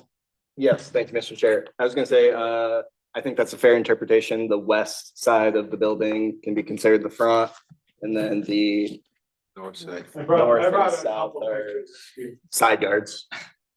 Yeah. Yeah, no, I think it's a very fair interpretation. I don't really know how you could argue the other sides are the front, given the way. I'll say Commissioner King. Thank you, Mr. Chair. Also, Commissioner Fox. Commissioner Gill. Also, Commissioner Pascarelli. All set. I have no issues with them moving forward with us. All right. So that's, Commissioner Minor. No issues. The one item from staff that I would just like to do is to point out, again, if you would like to, Eric, just bring up the height of the structure, because that's the special permit aspect. So it seems everyone's agreed on the side. That's awesome. So now it's the next portion of, do you see any issue with this? So you can see it in front of you, since you have him in front. That does this, the way it's presented, is there any concerns, questions? Again, it's a 34-foot height tank with 17 and a quarter foot. That would probably be like radiator type of, there's Yeah, probably certain. that's it's a heat exchanger. Heat exchanger, yeah. Essentially, it's a cryogenic tank. So as the gas comes out, it needs to be brought to room temperature. Yeah. To If you go convert it from down, there's a rendering. liquid to a gas. Right in the smack dab center of an industrial area. Mhm. You couldn't get a better place to put this thing. Yep, and actually, one of the potential alternates of the fencing, if it wasn't on the side, which is good on that one, is over actually on the other side where they actually have the childcare, which I'd rather not have a 34-foot tank Yeah. right next to Yeah. that, even though it's argon. All right, any questions from the commissioners? All right, hearing none. Okay, so yep, you kind of given the feedback. It sounds like the feedback is submit your application. Okay, perfect. Thank you very much. Appreciate it. Yeah, have a good night. You too. And thank you for squeezing this in tonight. I appreciate it. Well, thank you for hanging around too for it, so. No problem. Old business? Yes, so on this, again, we have had a long night so far. This is the zoning regulations. We do have to keep the train moving forward. So I have provided, and again, tell me if you would like me to go through what the changes are, if you had a chance to review them. What we've done is we've incorporated, at the last meeting, we had Mike D'Amato from Tai Chi come in and talk about that form-based aspect of it. We have now incorporated that into the regulations. So I think we have a product that's ready to submit to CROG, and we can continue to work on it. Again, there's still what my plan would be is to submit these to CROG for a public hearing. Again, notify them that there'll be public, it's a 30-day type of thing. So it would be the second meeting, which I think is June 24th. Yeah. For a public hearing that gives us next meeting in May and the first meeting in June to continue to revise these. This is something that, again, I will submit the official application. This is a town application. If you wish to specifically call for public input, I'm okay having a work session with the public too to discuss it and having like a little open house on my own, or if you would like to also have any special meetings in between where you would like to discuss this, because we could have a public hearing again between the 10th and the 24th on the week in between on the 17th and still give plenty of notice for that. So I would like a little feedback. If you've had a chance to review these, let me know if you'd like me to go over them with you and where we're at. Mr. Woods? Yeah. I would like to have public input. I think that's important before we move forward with it. So I'd like to make sure that happens. You give them an opportunity to speak to us at the meeting. And then we can move on. Again, I did review it. I don't have any major issues with it. I think it's something that we're gonna continually tweak, right up to the point you hit the button, send. But again, I think it's clear that, I look at it, I mean, we do public out. It was very nice to see people in the room. And actually, even a couple of them clapped at the end of the presentation. I almost fell off my chair. But that's my position. Mr. Chair. Thank you. Commissioner Pasquarelli, any questions? No, I think just, I did read it, but to kind of go through it and try to think about it now at 10 o'clock at night, I'm not sure that I'm high functioning. So another opportunity to do any hashing out, whether it's with the public or not. I mean, if it's gonna be a long agenda of applications, I would vote for another session where we could just spend an hour just talking about this. I don't know. I mean, sorry to my colleagues if that's a bad crazy idea, but I'm just open to having time for it. But I have no issues right now with what's here. Commissioner Kane? I don't have any comments right now, Mr. Chair. Okay. Commissioner Harpy? No comments. Commissioner Fox? No comment. Commissioner Gill? Rule set. Yeah, Commissioner Minor online. Commissioner Minor? Thank you, Mr. Chair. Yeah, I would agree with Commissioner Woods. I think it is very important that we do try to do a public hearing at some point to get public input because this has been such a hot button issue. I think it's important to get the support of the community before we finally send. Yep, and again, my from staff, if I could, Mr. Chairman, would be yes to, we do need to hit send before we do a public hearing. So, and I think we're gonna have a public hearing on this, we have to, and we should. So I think the question is, would you want me to try to set a special meeting for the 17th? And have the 17th and the 24th available for a public hearing? That way you have that, you get input right back and we do that. And then we can even have a work session. So I'll look at this, but is it okay to actually do the submission to CROG, the referral, to kind of go that these are good enough that they're gonna be revised, but that we're pretty much there to the submission, just to kind of keep that timetable Just to going. keep it flowing. Why don't you submit it and then let's, you want to have a special meeting on the 17th? How's everybody feel? The special meeting would just be that one item. Yeah. And you could open the public Just be hearing. this. Yeah, Yep. Public input. or you could open the public hearing and then just carry it over. Yep, and any questions, anything like that, we can bring it right over to the next week. All right, so let's do the 17th, put a notice out, have a public hearing just on this one item. Everybody in agreement? Commissioner Harpy? I don't have a problem with it, but how would we break it down to the public that? I mean, they're all smart people, but perhaps don't understand what we're doing.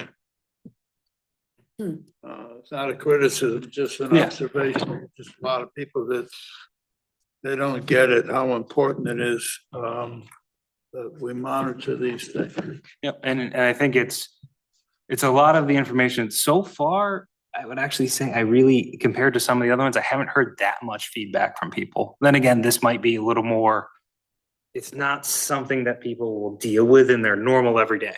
A commercial property, a 2 to 9, we do have properties that abut commercial, but we have 4 more properties that are in our residential core than but a commercial, and our commercial properties are the ones who already face strain by being, or I should say, our residential properties that abut the commercial are that already face the strain of being in that interface. So the people who could be impacted by this are already impacted by commercial properties next to them. They would be the ones who would be the most impacted by any regulations, just by, and again, we're talking about 2 to 9 units, residential. We're not talking kind of the inverse. If it was the inverse of we're allowing commercial uses within all our single family residentials, then we'd have a question. If this was which we haven't broached that thing, that the part of the summary review where we could permit something by summary review in residential zones is the same, that we may, so we're not going down that road. With this regulation at the moment, we're digesting what we have. That's my recommendation at least. So I think to break it down to them, I think it's gonna be a little more information from my office as well. Probably even another quick little PowerPoint breaking down what it is, maybe a little simpler, and getting that out through council, getting that out. Maybe again, putting out the news flash, will we pick up by Facebook? I think that's something we can do if you would like. Again, this is not something we would do when an applicant applies, but we're the town. So when we do something, we can put out more information that, you have the requirements of statutes. We're not running afoul of, violating some type of notice requirement for an applicant, that we're doing something extra as when it comes to like extra hearing, extra notice. So we can do notice. So I think that's what I'll try to look at doing. Council, news flash, break it down a little bit, say when it's gonna be, what it's about, all the resources, dedicate a single page to it. I think that I'll work on, and I have Charlie online too, and I think I've just volunteered him for a little work too as well. So I think we can work on that because he's been very tied into this process as well. So we're all set for the 17th for a special meeting? Yep, I think we could set a hearing for then, so. Make sure we get it out. Push it out. Yep. Okay. The CROG, okay. And that way you can submit this stuff to CROG and get going on it. All right? Commissioner comments on this? Okay. Petitions for scheduling, Paul. So we do have one, and again, that will be on the tenth. We have been working with our budding town, with Farmington. And figuring out how exactly applications are gonna work on this property. It's the weird one where it's multiple. We have finally gotten updated building plans. They just need to give us a little more information. Just most of this is within our jurisdiction. So it is likely the town's jurisdiction to hold it. If we had like a tiny little piece of it in the corner that was like 5%, probably be another town, but we look to have the bulk of this use. So this would be likely a hearing on the 10th. Yep. And we also received late this week, it's not here, we got an application for alcohol sales at Sloppy Waffle, so. Yep, they submitted that yesterday. Yesterday. So they submitted that yesterday. Booze, huh? Yep. Brunch. So yeah, that was submitted yesterday. Statutorily, it's received. Actually, it was the day before yesterday, right? I think they finalized it yesterday. And we'll look at that, because it has to be We'll look. 24 hours before the meeting, so. Yeah, it's likely statutory received today. I'll confirm that as well. Is that it, Paul? Yep. Okay, thank you. Any communications? So I do have communications. So this is one where there's communications to the chairman. And actually a second one was sent today as well. The chair, so this is the communications from Attorney Franklin Pilacy, who was talking about the Maple Glen Condominium Association. So they have asked for, right now they have a, concern about zoning violations or the regulations for Weber's Nursery, which is next to them. This is it does have a history as well. So they have asked for it to be put on the agenda. The chairman has asked me to look into it, pull the things together and to see what the level of violation, what is there, and kind of, move forward with that on our end. So they have asked to be put on the agenda. But again, working with the chairman, I will do the research. I'll figure out what is by the regulations and go from there. Again, this site does have a long history. Both of those properties are completely in the town of Newington, correct? Yes. That's what I thought. I just The wanted to- part of the nursery is actually in New Britain, Part of the nursery. part of the entrance, the driveway. The entrance, yeah. Yeah, But the part in The bulk question of- yeah. is Newington. The condo, Condos are Newington. and part of their the- driveway is in New the Britain. but Storage yes. yard, Yep. lay down facility is Newington. is Newington, yep. I thought some of it was New Britain. Any other questions from the commissioners? Okay. Public participation round 2.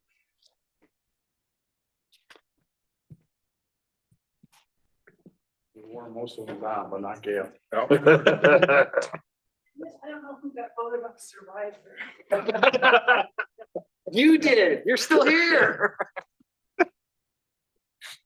Gail Badraco, 21 Isabel Terrace. Just a quick about the public notification regarding 20 Housing, Act 25-1 in terms of getting the public involved. Well, first of all, it would help me, or I think if you specifically identified the properties or the areas, because I think in the past you've talked, well, there's some on Stoddard or there's some here, there, but to actually know what the addresses are.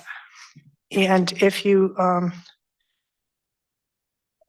don't know, if you could put signage, I mean, there's gonna be a public hearing, could there be a sign just like normally you do with a TPZ? When there's a would be, zone yeah, change, yeah. you'd have to have Yeah. a sign. Well, the interesting thing about the signage is this is like, it's a zoning regulation. Yeah. So it wouldn't be a specific property. And the area this encompasses, like, I can't sign the entire Berlin Turnpike, because this is the entire Berlin Turnpike that actually. But what could do about, in can the you business. notify abutting property owners at least? That there's That's gonna be a anybody that public would hearing? have bought a commercial property. Well, you're right, but I mean, It's, again, it's a text amendment and typically we haven't in the past ever. Yep. well, you It's haven't not- in the it's not a- past, but doesn't mean that you It doesn't can't. rezone a parcel. Right, no, I understand it's a that, but there townwide. may be some residences that are abutting to the property. I mean, I don't know. It would be all residents abutting all commercial property within the town. It would be a very significant mailing. It would be, I'd have to look, and we could potentially even give those numbers. I think GIS, we could probably figure out how many abut, but Would be it in the would be thousands. thousands. Yes. Thousands? This is, Well, what- like this the, is what social media is for. yeah, Yeah. because when we did the cultural district, that was hundreds, and that Well, was see, that's why- just for right around this. Well, I guess when you were talking before, it seemed like there were only, two or three, there's a Berlin Turnpike, then there was one here, one here. So it's hard for me to get a handle on how large these areas are that you're talking about or where they're located. And that would certainly help the public. It would help those who feel that they need to come out. Yep. So I think there needs to be more, I information think about that. very similar to what we did when we did the changes to the cannabis regulations, where we showed the zones where it was permitted. That was a distance type of thing where it did, but highlighting those commercial zones, really putting a mask over them to show. And that way, again, that could be part of the news flash. Be part of also on, social We could media. get a map maybe, created, yeah. Yeah, I Okay. think that would be good additional information to provide, just to visualize it, because again, we can see it, but then again, we look at the zoning map all the time. Exactly. Okay, thank you. Thank you, Joe. Anybody online? Still there? Oh, I'm sorry. We have Jake? another, Can I comment on the earlier development? Do I have to- Typically, no one else kind of commented. You can reach out to me. You can also, the developer has their information. You can reach out to them. Can I express my excitement on the record? That's up to the. It's up to the chairman. Yeah, go ahead. No, don't make it long, though. No, I'm tired. I gotta get out. I was supposed to drive to New York tonight. I'm not gonna do that. Jacob Knowlton, 10 Hillside Street. I just wanted to express my excitement for the earlier development in the center of town. I know there was a comment on we have enough apartments and whatnot, but I would just take a look at the living style that those apartments have to offer. This development makes me excited to live here and makes me want to stay living here. The apartments that have been going up, I think Commissioner Fox made it earlier, was a little less planned. Or the developments that have been going up were a little less in depth and a little less planned. They're buildings inside of parking lots. I don't want to live inside a parking lot. I want to be able to, my mom works at Rooster. I want to be able to walk to my mom's work and spend some time with her, have a couple drinks, be able to walk home at night without having to think about how I'm going back home.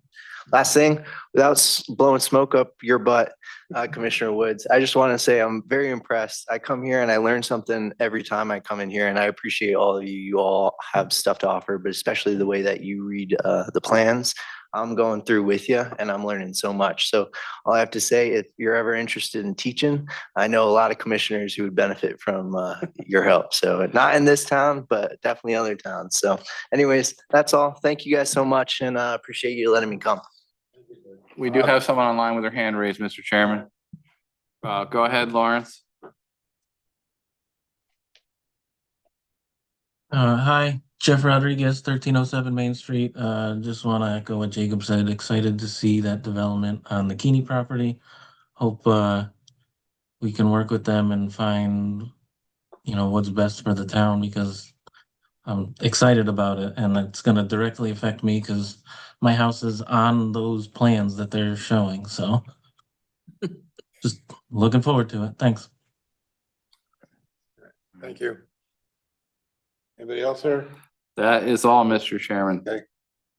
Remarks by commissioners and remarks by the commissioners. Very good. Not me. I got one. Oh, sorry, President, Commissioner Woods. past my bedtime. I apologize. I made two mistakes on reading my motion. I didn't read in the reason for approval. So if we could make sure we add that, the reason for approval is a site plan with modification meets the requirements of the Newington zoning regulations. I know that would also require, I believe it was Mr. Harpy, that did the second. The thing is, I would say we typically be interesting to reopen. I don't think technically that would work, but I think it's good to be noting it and everything. Yeah, it's noted. I forgot. I apologize. It's implied. I should be but in yes. All right, it's been a long night. My comments are closing comments. Have a good night, everybody, and thank you for attending. With that, I'll entertain a motion to adjourn. So moved. Second. All in favor? Aye. Thank you. Have a good night. Yeah. Joe.